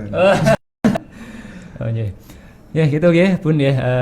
Selanjutnya Ustaz, pertanyaan selanjutnya. Assalamualaikum Ustaz. Bolehkah kita berdoa meminta diberi malam Lailatul Qadar karena ingin mendapatkan pahalanya? Jazakallah. Bunda Zulfa Merumbung. Salam semangat untuk bunda-bunda POMG PAUD IT Perbun atau Permata Bunda. Monggo Ustaz. Baik. Boleh nggak kita minta berdoa kepada Allah agar diberi Lailatul Qadar? Boleh, sangat boleh banget. Tetapi yang namanya doa harus diikuti dengan ikhtiar. Ya kan, cuma doa-doa aja kemudian 10 hari terakhir kita kemudian nggak ngapa-ngapain, ya nggak dapet ya. Jadi kita doa sama Allah, ya Allah beri kami Lailatul Qadar, keluarga kami Lailatul Qadar, sehingga diberi ya karunia malam 1000 bulan. Nah kita harus tetap cari di 10 hari terakhir itu, cari dengan apa? Ya ada dengan selalu baca tilawah Quran, ya kan, dari badai isya sampai subuh, ya mulai dan seperti itu. Ya kalau yang laki-laki pun itikaf, ya. Dan jangan cuma nyari di bulan-bulan ganjil saja, bulan genap pun tetap gitu. Malam. Ya, pokoknya 10 hari terakhir itu kita cari bareng-bareng. Jadi doa itu harus diikuti dengan ikhtiar. Ya. Itu Islam itu begitu. Tidak boleh kita doa tanpa ikhtiar. Kalau digambarkan, doa itu air dan ikhtiar itu bijinya. Kalau ingin biji ini tumbuh, dikasih doa, yaitu apa? Air dan ikhtiarnya tadi. Tetapi kalau cuma air dan ikhtiar, nggak ada benihnya, gimana mau tumbuh? Ya, sama juga kita pengen Lailatul Qadar, tetapi kemudian tidak ada ikhtiarnya, ya nggak dapet. Tetap doa di saat yang sama. Selain doa adalah kita ikhtiar. Gitu Bun, sahabat Permata semuanya.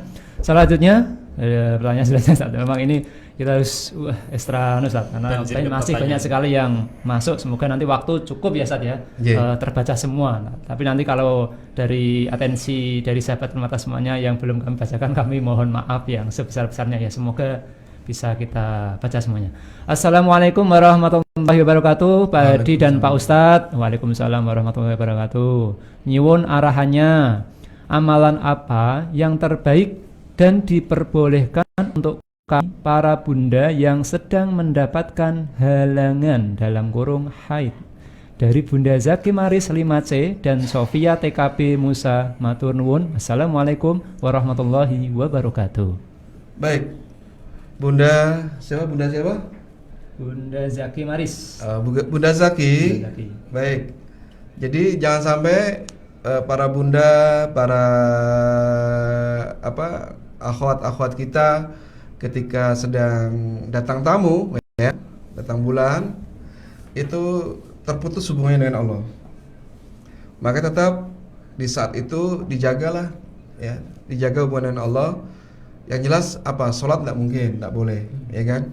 Puasa juga tidak boleh. Apa yang boleh? Baca Quran. Kalau dia punya hafalan, pakai hafalan. Zikir boleh nggak? Zikir boleh. Ya, zikir boleh. Berbanyak zikir bunda, berbanyak zikir, ya, siang malam baca subhanallah walhamdulillah wala ilaha illallah wallahu akbar wala haula wala quwata illa billah. Ya, terus Allahumma sholli ala sayyidina Muhammad wa ala sayyidina Muhammad, baca istighfar, astagfirullahaladzim, ya, sebanyak-banyaknya. Ya, tetap terkoneksi dengan Allah, ya, kita terkoneksi. Jadi itu ibadah-ibadah yang terus ini saya punya gadis, ya, punya anak gadis, ya, saya sering lakukan. Biasanya dia menghafal Quran, gara-gara itu ya ini saya minta untuk banyak dikir. Jadi sampai saya belikan counter, ya, kayak gini, ya, counter tasbih digital, ya. Baik, jadi bisa bunda dengan banyak zikir, banyak doa, ya kan. Jangan sampai ketinggalan amal kita dengan orang-orang yang beribadah yang lain. Oh iya, mungkin itu bunda ya. Selanjutnya, pertanyaan selanjutnya. Assalamualaikum. Saya Bunda Halillah TKA Fatimah mau bertanya, selama stay at home Halillah saya latih untuk puasa Senin Kamis. Alhamdulillah bisa sampai maghrib. Untuk puasa Ramadan sebaiknya bagaimana? Karena masih TKA. Terima kasih Ustaz. Ibu. Bunda, alhamdulillah, masya Allah, bunda sudah mendidik anak dengan luar biasa, yaitu mendekatkan mereka kepada ibadah-ibadah yang dekat dengan Allah Subhanahu Wa Taala. Jadi benar bunda sudah dilatih seperti itu. Terus ketika bulan puasa, sama bunda dilatih juga. Jadi motivasi mereka, ya, untuk senantiasa berpuasa. Kalau misalnya sampai ke tingkat udah nangis-nangis nih, bunda, aku lapar bunda, ya udah nggak apa-apa, suruh buka bunda. Misalnya zuhur nih, ya, kalau kita kenalnya puasa beduk, ya. Puasa beduk, ya udah makan, ya, makan tapi nanti dilanjutkan, ya, sampai maghrib, ya, gitu, ya kan. Habis makan nanti dilanjutkan sampai maghrib. Karena mereka memang fase belajar, ya, fase belajar. Jadi semasih seorang anak itu belum balik, nanti pahalanya buat ayah bundanya, ya. Dan hasil pendidikan kita kepada anak itu, ya kan, misalnya kita bisa ngajari puasa dan mereka berpuasa, mereka balik dewasa, pahalanya itu mengalir kepada kedua orang tuanya, ya, kalau itu yang didik orang tuanya. Makanya jangan sampai bunda anak kita dididik oleh orang lain bunda, ya. Fatihah misalnya kalau bisa hafalnya dari abi uminya, ayah bundanya. Eman-eman kalau dia belajar dari orang lain, padahal nanti dia baca untuk sholat 17 kali, ya kan, sehari, ya kan. Walaupun ada yang bilang kan yang nyekolahkan orang tuanya juga, oh iya, boleh, ya, dapat pahala juga berarti. Nah, tapi kalau bisa dari orang tuanya, termasuk jangan mengandalkan hanya kepada guru saja, tapi memang keluarga ini luar biasa, pengaruhnya lebih besar kepada anak. Mungkin gitu, ya Bun, ya. Kami akan bacakan pertanyaan selanjutnya, Ustaz, ya. Yeah. Assalamualaikum Ustaz. Saya Mama Hansa dari TKIT. Tadi Ustadz mengatakan tentang tanggung jawab yang ada pada seorang pemimpin, ayah. Apa masukan dari Ustadz untuk keluarga yang ayahnya bekerja jauh dan jarang pulang?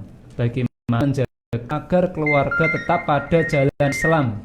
Ada masukan apa untuk ayah mendidik? Ada masukan apa untuk ayah mendidik dari jarak jauh? Terima kasih, Ustadz. Baik, ini luar biasa ya. Memang idealnya memang seorang ayah senantiasa memantau anak-anaknya, keluarganya. Tetapi bila kondisinya tidak ideal, berarti amanah itu diberikan kepada ibu. Dan biasanya ini luar biasa ya. Kalau single parentnya ibu itu biasanya lebih berhasil dibandingkan bapak. Ini banyak yang bilang kalau ibu ya, seorang anak itu lebih berat kalau kehilangan ibu dibandingkan kehilangan bapaknya ya. Jadi sama ibu, sama bunda ya, bunda tetap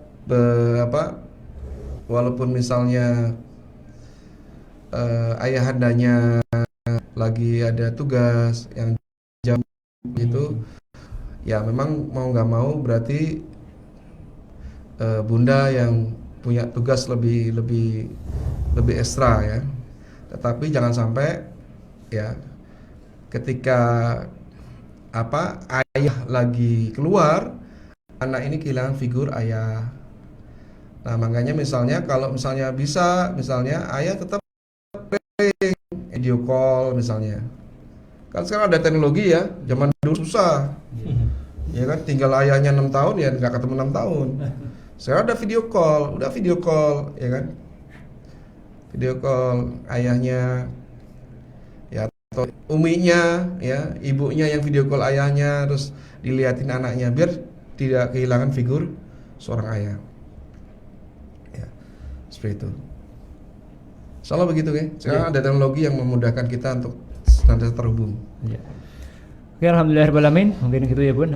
Kami akan bacakan pertanyaan dari grup sahabat Permata FM. Ya, yang pertama dari Bu Mulia, SDT Permata Bunda. Assalamualaikum. Waalaikumsalam. Kumaha damang? Alhamdulillah, saya pangestu Ibu. Ya, jazakallah ilmunya sangat menginspirasi, Ustaz. Izin bertanya, bagaimana cara memahamkan anak agar mau beribadah di rumah dulu? Dalam kurung, sholat jamaah, taraweh dan lain-lain selama musim pandemi ini, karena mereka maunya ke masjid. Ya. Gitu, Ustaz. Ya, baik.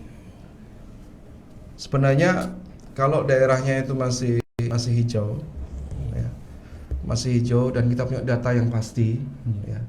Masalahnya data ini ya, nggak kelihatan. Kalau katanya kalau di luar negeri itu 1.000.000 ya. Jadi penduduknya itu sehari 1.000.000 yang dites. Nah di Indonesia itu ada nggak 1.000.000 dites, sehingga akhirnya kita nggak punya data ini. Sebenarnya daerah kita ini daerah hijau atau daerah merah atau daerah oranye gitu, ya kan? Tapi kalau kita punya data bahwa daerah kita ini aman, ya monggo saja, ya monggo saja. Tetapi agama membuat kita takut. Ya kalau kita khawatir ternyata ada orang yang positif nanti ke masjid atau ada di masjid, kita boleh di rumah gitu. Ini untuk kita dulu ya. Terus kalau ke anak, nah ini anak ini juga harus diedukasi ya. Tetap harus senang dengan masjid pertama ya. Jangan sampai kita kelebihan mendidik anak jangan ke masjid, setelah corona nggak ada tetap nggak ke masjid anaknya gitu ya. Ya kan? Wah, keliru berarti ya. Ya. Jadi tetap anaknya harus dididik cinta kepada masjid, harus senang main di masjid ya. Saya ini termasuk orang yang dari kecil senang main di masjid ya. Dikejar-kejar takmir masjid itu berkali-kali gitu. Bandel banget. Ya kan? Itu. Ya. Nah, tetap dibuat mereka cinta dengan masjid, tapi mungkin karena pandemi ini ya kita harus berhati-hati ya. Apalagi kalau tadi Ustadz Sugeng tadi menyampaikan dalam radius sekian 1 kilometer ada sekian yang positif, ada sekian yang PP, ODP dan lain sebagainya. Nah ini kita harus hati-hati karena sekali satu orang kena itu kalau balik ke rumah bisa kena semua, bisa dikarantina semua, ya kan? Kayak kejadian yang security yang di Karyadi itu pulang ke kampung, ya kan? Terus dia ikut volley, bagi-bagi makanan, itu akhirnya satu kampung dikarantina. Artinya 500 orang terkarantina saat ini. Iya, satu kampung terkarantina setelah ketahuan satu orang ini positif. Wah ini kan nggak cuma satu yang repot ya, banyak merepotkan ya. Satu anak misalnya kena pas pulang loh, ini ada gejala-gejala flu, panas, tapi juga sesek kayak asma. Wah bahaya ini kan. Ya kita kan begini bukan karena kita menjauhi agama, bukan kita menjauhi ibadah, tetapi Islam membolehkan kita ada rukhsah ya kita. Oh, maksudnya di rukhsah itu ya Teh. Inilah mempraktekkan rukhsah itu saja. Ya. Oh gitu. Jadi ini ada rukhsah nak, karena ini ada banyak orang kena penyakit. Ini bahaya, ini penyakit paru-paru soalnya gitu. Sekali orang kena itu nggak boleh ditengok. Ya kan kena langsung diisolasi, nggak boleh ditengok. Sampai meninggal pun nggak bisa ditengok katanya. Ya karena protapnya COVID-19 itu kan dikasih pengertian tidak bisa dihadiri oleh orang banyak. Ya, itu. Nah, moga aja Ramadan tahun depan kita bisa terawih bareng lagi di masjid. Amin. Ya. Mungkin gitu Bu Mulian jawaban dari Ustadz Budi. Selanjutnya masih dari sahabat Permata FM. Assalamualaikum, selamat pagi Pak Hadi dan Pak Budi. Waalaikumsalam. Mohon maaf mau tanya, di 10 hari terakhir biasanya ada iktikaf di masjid. Lah, selama pandemi ini bisakah iktikaf ganti di rumah? Mohon pencerahan karena kurangnya ilmu. Jazakumullah pencerahannya. Bunda Iin. Bunda Iin. Assalamualaikum Bunda Iin. Waalaikumsalam. Jadi yang namanya itikaf itu di masjid Bunda. Jadi kalau di rumah berarti bukan itikaf. Apa namanya? Ya apa ya, zikir bersama. Ya. Jadi yang namanya itikaf pasti tempatnya di masjid. Bahkan masjidnya pun punya syarat, ya kan? Misalnya kalau kita keluar ke pekarangan udah batal itikafnya gitu kan. Tapi dia mengatakan pekarangan itu masih masuk masjid ya gitu. Sehingga kalau udah keluar batasnya, kalau udah keluar dari pekarangan itu itikafnya batal. Jadi memang itikaf itu harus di masjid. Jadi bukan di rumah. Gitu. Makanya dulu umatul mukminin, istri-istri Nabi itu membuat kemah-kemah di dalam masjid. Jadi dia itikafnya dalam masjid pakai kemah biar nggak dilihat sama yang lainnya, kayak gitu. Jadi tetap di masjid. Itu saja. Harusnya masjid ya. Selanjutnya dari Bu Anissa. Assalamualaikum. Mau tanya Ustaz, Waalaikumsalam. persiapan apa saja untuk menghadapi Ramadan supaya lebih baik dari Ramadan tahun lalu, supaya tidak biasa-biasa aja? Siap. Ibu, Bunda Anissa aja. Bunda Anissa, agar kita Ramadannya mantul ya, mantap betul. Ya. Itu Bunda harus jauh-jauh hari sejak bulan Ramadan ya. Jauh-jauh hari dari Ramadan ya, itu sudah mempersiapkan ruhiyah. Ya. Contoh ya, ini semoga bukan ria ya. Keluarga kami sudah 2 bulan ini puasa Daud. Masya Allah. Ya. Anak-anak kami semua jumlahnya 4, itu Daud, istri saya juga Daud, ya kan. Kita mulai dari sejak sejak Rajab ya, Rajab, Sya'ban ya, dan hari ini saya lagi berpuasa Daud ya kan.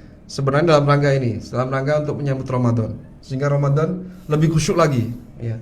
Rajabnya sudah khusyuk, Sya'bannya sudah khusyuk, semoga Ramadan lebih khusyuk lagi dan dapat Lailatul Qadar. Nah, kalau ibu belum lupa misalnya, belum sempat, nah ini kita masih ada waktu 5 hari. 5 hari ya. 5 hari ini kondisikan, 5 hari kondisikan ya, kondisikan.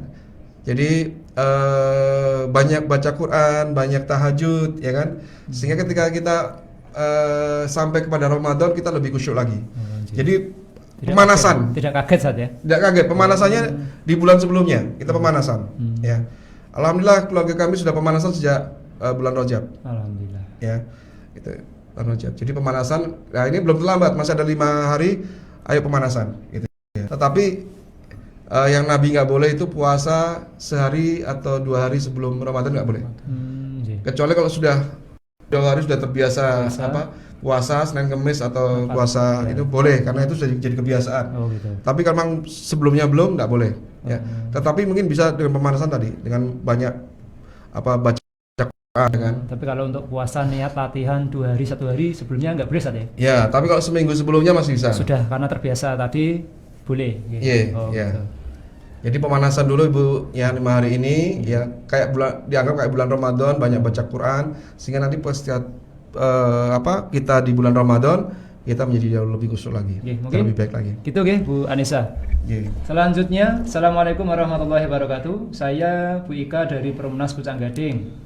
Mohon tipsnya Ustadz Budi agar tetap tercipta baiti janati meskipun rumah sederhana, bahkan ada yang berupa kamar kos dan hidangan sahur dan berbuka ala kadarnya di tengah kehidupan ekonomi yang menurun karena wabah COVID-19 ini. Jazakallah khair. Tipsnya agar tetap tercipta baiti janati Ustaz. Walaupun rumah sederhana, ya rumahnya bentuk kos-kosan supaya dengan sahur ala kadarnya. Iya. Baik. Jadi baiti janati itu tidak ada hubungannya dengan kalau bisa rumahnya luas ya. Nabi memerintahkan kita harus punya rumah luas. Tapi saya doakan Bunda sekeluarga bisa punya rumah yang luas. Ya. Kalau bisa ada kolam renangnya, ya, walaupun kolam renang ikan ya Bu ya, ikan hias. Baik, Bunda. Jadi saya teringat dengan pentingnya kita bagaimana rumah kita ini menjadi rumah Qur'ani, ya, rumah yang diberi hidayah senantiasa diberi hidayah oleh Allah Subhanahu Wa Taala. Jadi digambarkan ada yang mengatakan begini, buat apa kita punya rumah yang luas, tapi kalau hati kita sempit, gitu ya. Ya.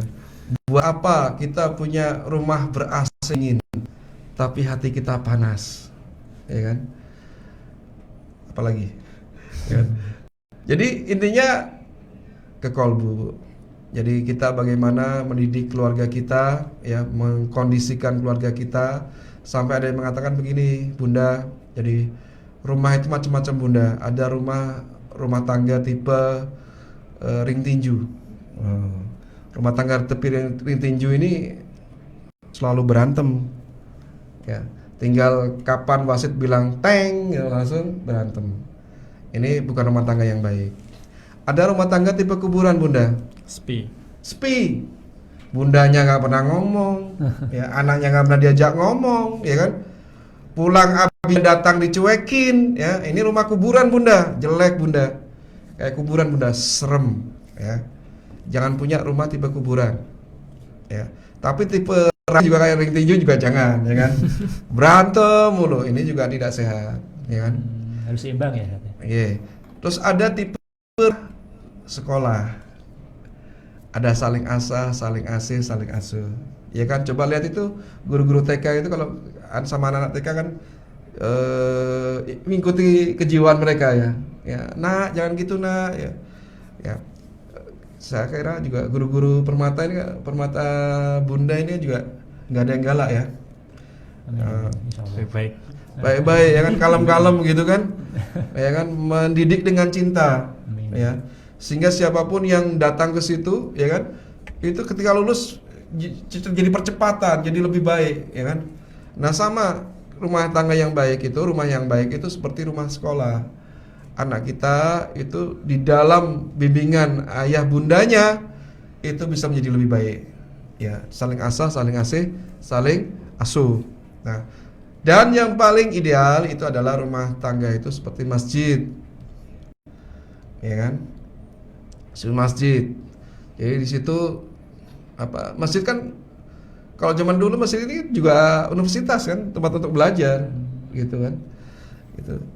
Ada pembelajaran di sana, kemudian ada suasana ruhani di sana, suasana ibadah di sana, gitu. Jadi yang paling baik itu rumah kita harus rumah kayak masjid. Makanya saya itu paralel ya. Saya paralel speaker dari ujung depan sampai ujung belakang. Saya setel murotal 24 jam. Karena saya komitmen dengan rumah tangga masjid. Saya pengen rumah saya kayak masjid. Jadi tiap hari ada suara Quran 30 juz. Ya, 24 jam mengalir gitu. Ya. Dipelanin kalau ada tamu. Ya. Itu. Dari depan, dari ruang tamu sampai belakang. Karena kita pengen ada suasana tadi ya, rohani. Ya. Tapi nggak harus seperti itu ya. Itu hanya salah satu cara aja. Ya kan. Nah, jadi walaupun rumahnya mungkin tidak besar, tetapi hati kita jadi lapang. Rumah kita nggak ada AC-nya, hati kita dingin, adem, ngademin gitu ya. Anaknya lihat uminya ngademin banget. Anaknya lihat abinya ngademin banget. Ya kan? Sejuk gitu. Ya. Terus kalau anak pengennya pulang ke rumah gitu, ya kan? Karena ada umi dan abinya yang sayang sama mereka. Kan gitu. Adem, rumah itu adem walaupun nggak ada AC. Ya, terasa lapang walaupun tidak. Iya. Tadi dari Facebook Permata Bunda. Saya akan bacakan lagi pertanyaan Ustaz dari WA yang masuk Ustaz ya. Assalamualaikum Ustaz. Saya neneknya ada 1D Ustaz. Nenek yang sudah pikun kan tidak wajib nantinya bayar fidyah. Apakah boleh fidyahnya diberikan ke kakaknya, anak nenek itu juga yang tidak mampu? Terima kasih jawabannya Ustaz. Jadi ini Kakak neneknya. iya, mungkin masih keluarga Ustaz. Masih keluarga. Ya, fidyahnya itu diberikan kepada masih keluarganya. Jadi fidyah ini diberikan kepada orang-orang yang tidak mampu ya. Iya. Nah itu berarti neneknya tidak mampu. Ya, kakaknya, neneknya itu juga tidak mampu. Anak nenek itu juga. Keluarganya itu kan tadi fidyah itu diberikan tidak mampu, tapi keluarganya itu yang dia merasa keluarganya itu ya membutuhkan mungkin saat juga tidak mampu. Lah, apakah itu boleh kan? Apakah harus orang lain yang tidak mampu? Ya. Sepemahaman saya boleh. Ya boleh. Bahkan yang namanya sedekah, ya fidyah itu kita utamakan dari keluarga terdekat dulu. Zakat, sedekah, ya. Itu utamakan keluarga terdekat. Kayak tadi ya, jangan sampai orang jauh tahunya kita baik, orang dekat justru melihat kita, pelit ya. Tahu tasnya pelit itu, misalnya gitu, ya kan? Keluarga terdekat lebih berhak, ya. Berarti tapi udah beda keluarga ya, beda nenek ya, beda rantai keluarga ya. Mungkin adik neneknya mungkin. Ya. Ya gitu. Selanjutnya, assalamualaikum, salam Ustaz, salam untuk Ustadz Budi, semoga sehat selalu. Saya Burhanuddin Abu Hamna dan Khaulah. Izin bertanya, di rumah kami ada ruangan yang kami fungsikan untuk mihrab saat stay at home. Apakah jika kami sholat berjamaah di mihrab dapat pahala seperti di masjid? Apakah saat sholat tarawih berjamaah di mihrab dengan ceramah dari YouTube mendapatkan pahala seperti berjamaah di masjid? Apakah saat iktikaf di mihrab dapat pahala seperti iktikaf di masjid? Ayahanda ya. Jadi kalau kita sudah terbiasa tadi ya, dari hadis Nabi yang mengatakan kita sudah biasa nih. Sudah biasa sholat jamaah di masjid. Sudah biasa sholat jamaah di masjid. Tiap hari jamaah. Suatu ketika kita sakit, kita sholatnya di rumah.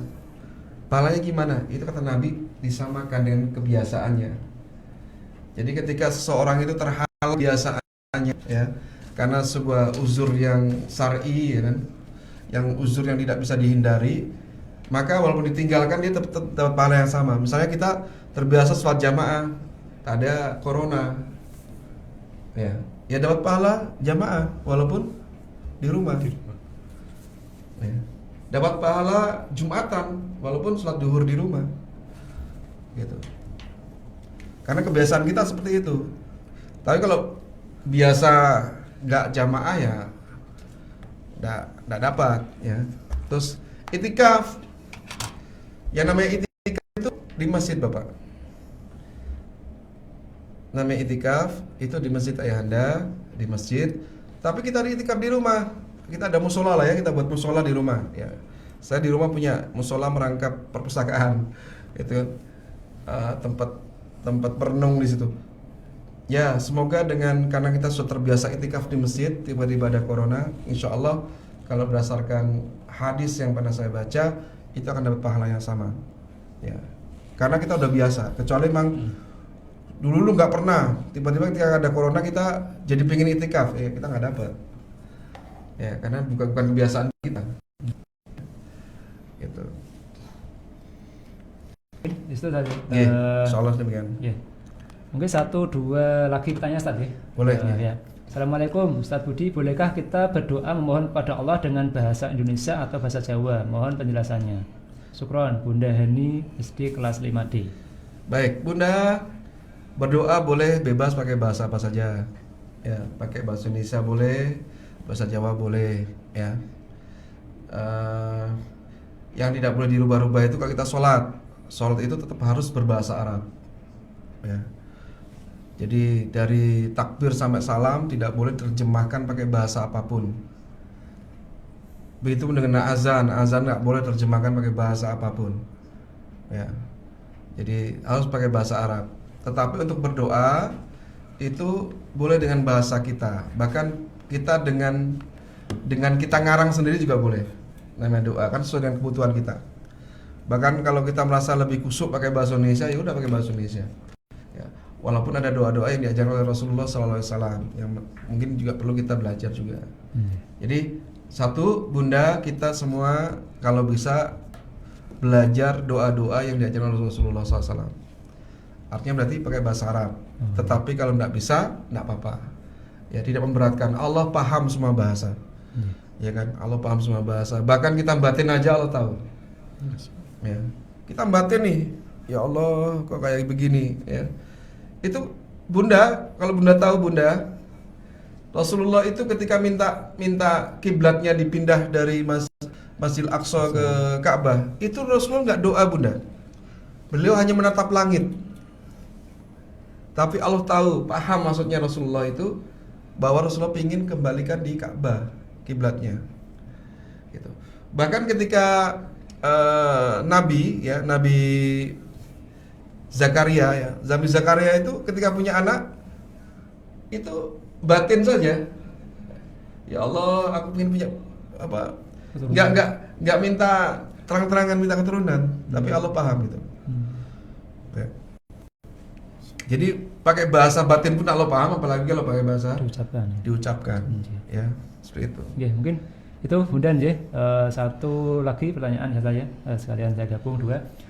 Salam buat ayah Bunda dan Permata khususnya kelas 3C Bilal. Salam kangen, selamat menyambut Ramadan dengan ceria. Amin. Assalamualaikum warahmatullahi wabarakatuh. Perkenalkan saya Bunda Zaki dari kelas 7 Ibnu Sina.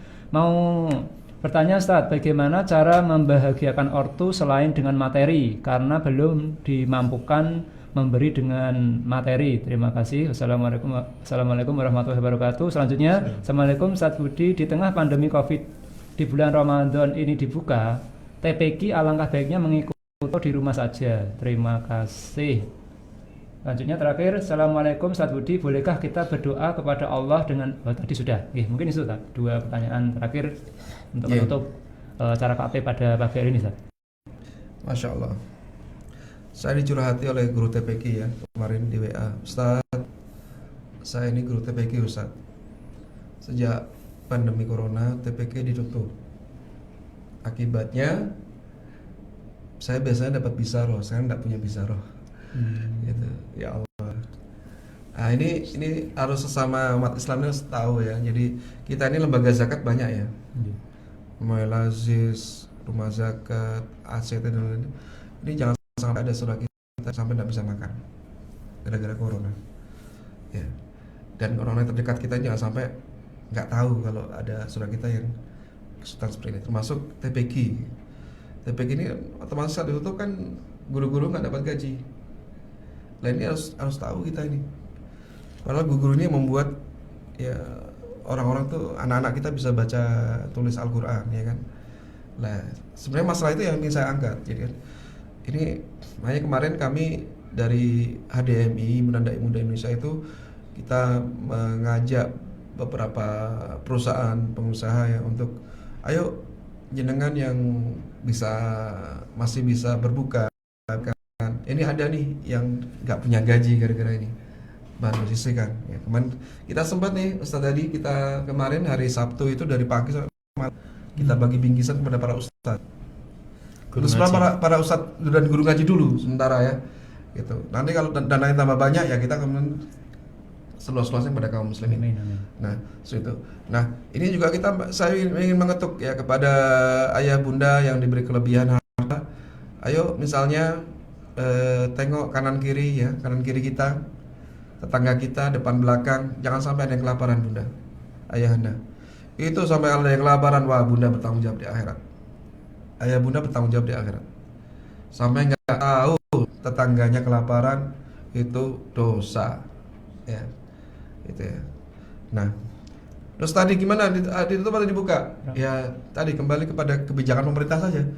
Kalau pemerintah menganggap bahwa perlu kayak di Jakarta ada apa? PSBB ya,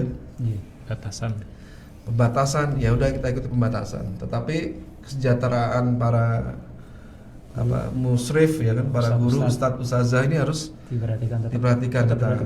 Ya, jangan sampai masih menjalin hubungan silaturahmi, mencari tanya kabar atau apa saja ya, karena walaupun diliburkan ya.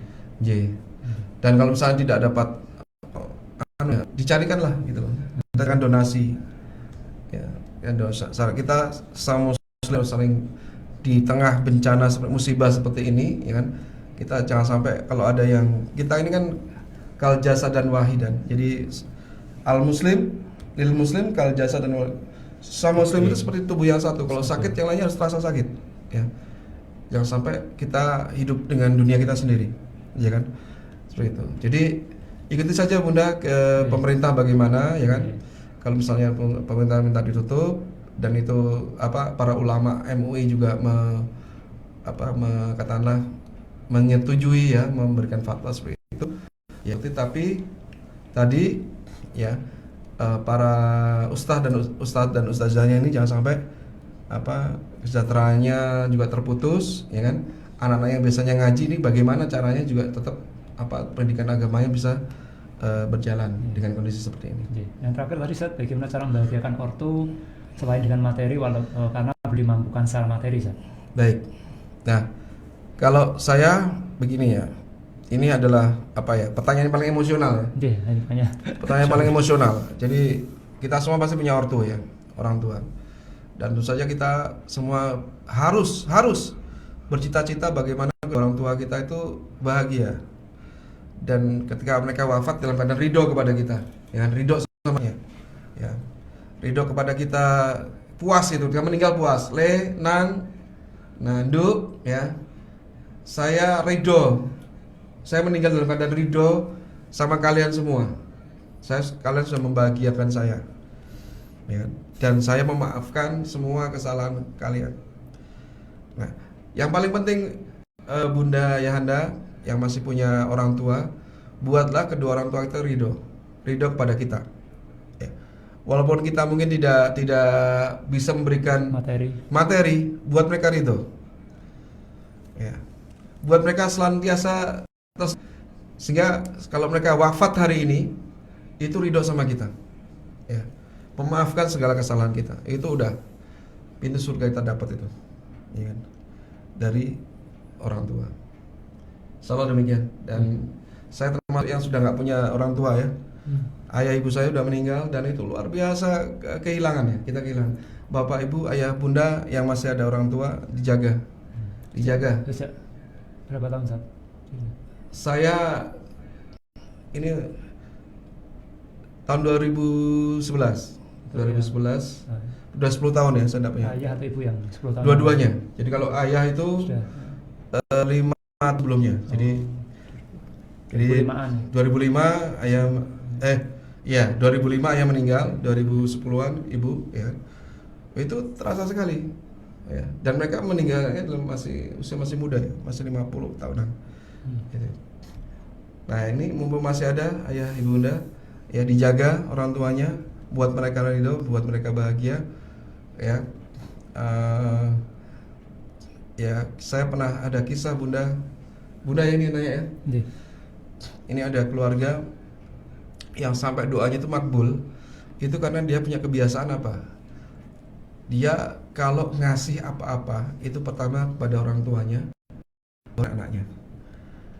Itu terus itu sampai mereka beranjak tua, sama suatu ketika dia berdoa, ya Allah, seandainya Engkau ridho dan ini membuat Engkau bahagia ya Allah, bahwa selama ini saya kalau punya sesuatu, ya Engkau karunia sesuatu, pasti aku nomor satu kan orang tua saya dulu, baru yang kemudian anak saya. Kalau Engkau membuat Engkau ridho dan Engkau bahagia, maka kabulkanlah doa. Langsung doanya terkabul, ya, sampai bisa jadikan wasilah doa itu, ya. Dan itu kan bukan pemberian yang wah, tapi orang tua senang ketika dia diutamakan, ya, dia dihormati, dimuliakan begitu ya. Ya, itu subhanallah. Jadi itu jadikan beliau, ya, kalau wafat itu ridho kepada kita, puas dengan kita, ya. Jangan sampai nih Bunda, kita orang tua wafat itu nyesel sama kita itu, ya, nyesel. Nah, ini kalau nggak nyesel, kalau mereka sampai nyesel, berarti hilanglah peluang pintu surga buat kita, ya. Insyaallah demikian, ya. Yang terakhir berarti ya. Demikian Yanda Bunda semuanya, sahabat Permata semuanya dimanapun Anda berada yang masih live di streaming atau mendengarkan langsung di radio Permata FM 107.7 Permata FM, inspirasi sahabat mencerdaskan. Sahabat Permata semuanya, kami mohon maaf yang sebesar-besarnya. Ini memang pertanyaan yang masuk ini memang luar biasa di hari Ahad ini, di pagi hari ini, Ustaz. Tetapi apa dikata, Ustaz, karena waktu juga yang tidak memungkinkan untuk dibacakan pertanyaan-pertanyaan dari sahabat Permata semuanya. Sebenarnya masih banyak. Ya, memang kami mohon saatnya kepada sahabat Permata semuanya yang saat ini masih mendengarkan, dan pertanyaannya, yang menulis pertanyaannya, salamnya pertanyaannya belum kami bacakan dan belum dijawab oleh Ustaz Budi. Kami mohon maaf yang sebesar-besarnya. Saat mungkin kesimpulan saat dari materi KAP spesial Targhib Ramadan dengan tema Rumahku Surgaku, memburu keberkahan Ramadan di keadaan masih dalam menghadapi virus corona atau COVID-19 ini, Ustaz. Kiat-kiat apa saja, walaupun tetap kita stay at home di rumah, tapi kita tetap mendapatkan keberkahan di bulan suci Ramadan tahun ini, Ustaz. Monggo, Ustaz. Bismillahirrahmanirrahim. Ayahanda dan bunda sekalian, seminggu lagi, tepatnya 5 hari lagi, kita akan kedatangan tamu yang agung, yaitu bulan Ramadan.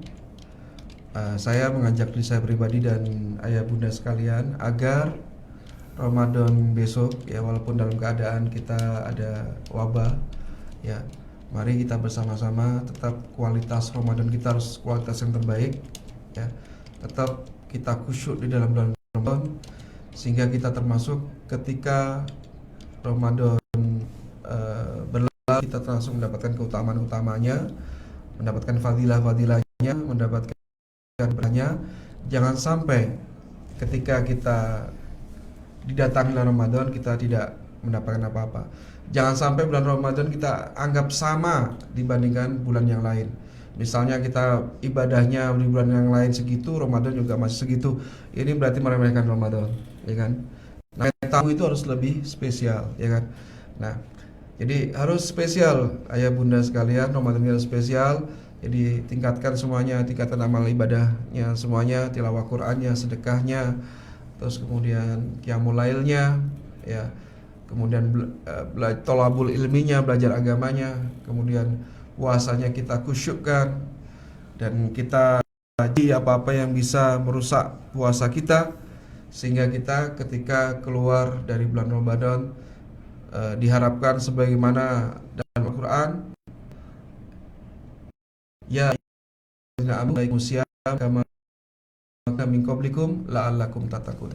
Jadi ketika kemudian datang Ramadan, maka takwaan kita bertambah, kedekatan kita kepada Allah bertambah, dan juga memberikan keberkahan. Ya, tadi kita sampaikan, ya ada 4 keberkahan, ya. Jadi satu hak Allah, keberkahan pada masyarakat, keberkahan pada diri kita sendiri, dan keberkahan pada keluarga kita. Ya, itu. Baik, insyaallah itu. Jadi semoga kita tidak sia-sia Ramadan kita. Amin. Ya, untuk itu makanya kita persiapkan dari sekarang ini. Ya. Demikian tadi apa yang disampaikan oleh Ustadz Budi Hidayat, materi KAP spesial Tarhib Ramadan dengan tema Rumahku Surgaku Memburu Keberkahan Ramadan di KAP spesial di hari Ahad ini 19 April 2020 sudah selesai. Alhamdulillahirrahmanirrahim, tidak terasa Ustaz. Hampir 3 jam saya di sini tuh rasanya kayak seperti baru setengah jam Ustaz. Ini kalau dilanjut ini mungkin saya masih sangat betah sekali Ustaz. Rasanya itu memang luar biasa sekali, pembahasan kita sendiri kan kesannya luar biasa sekali. Ilmu-ilmu yang jenengan sampaikan tadi luar biasa secara waktu, padahal masih banyak sekali sudah tadi ilmu yang disampaikan. Allah itu nikmat ya. Nikmatnya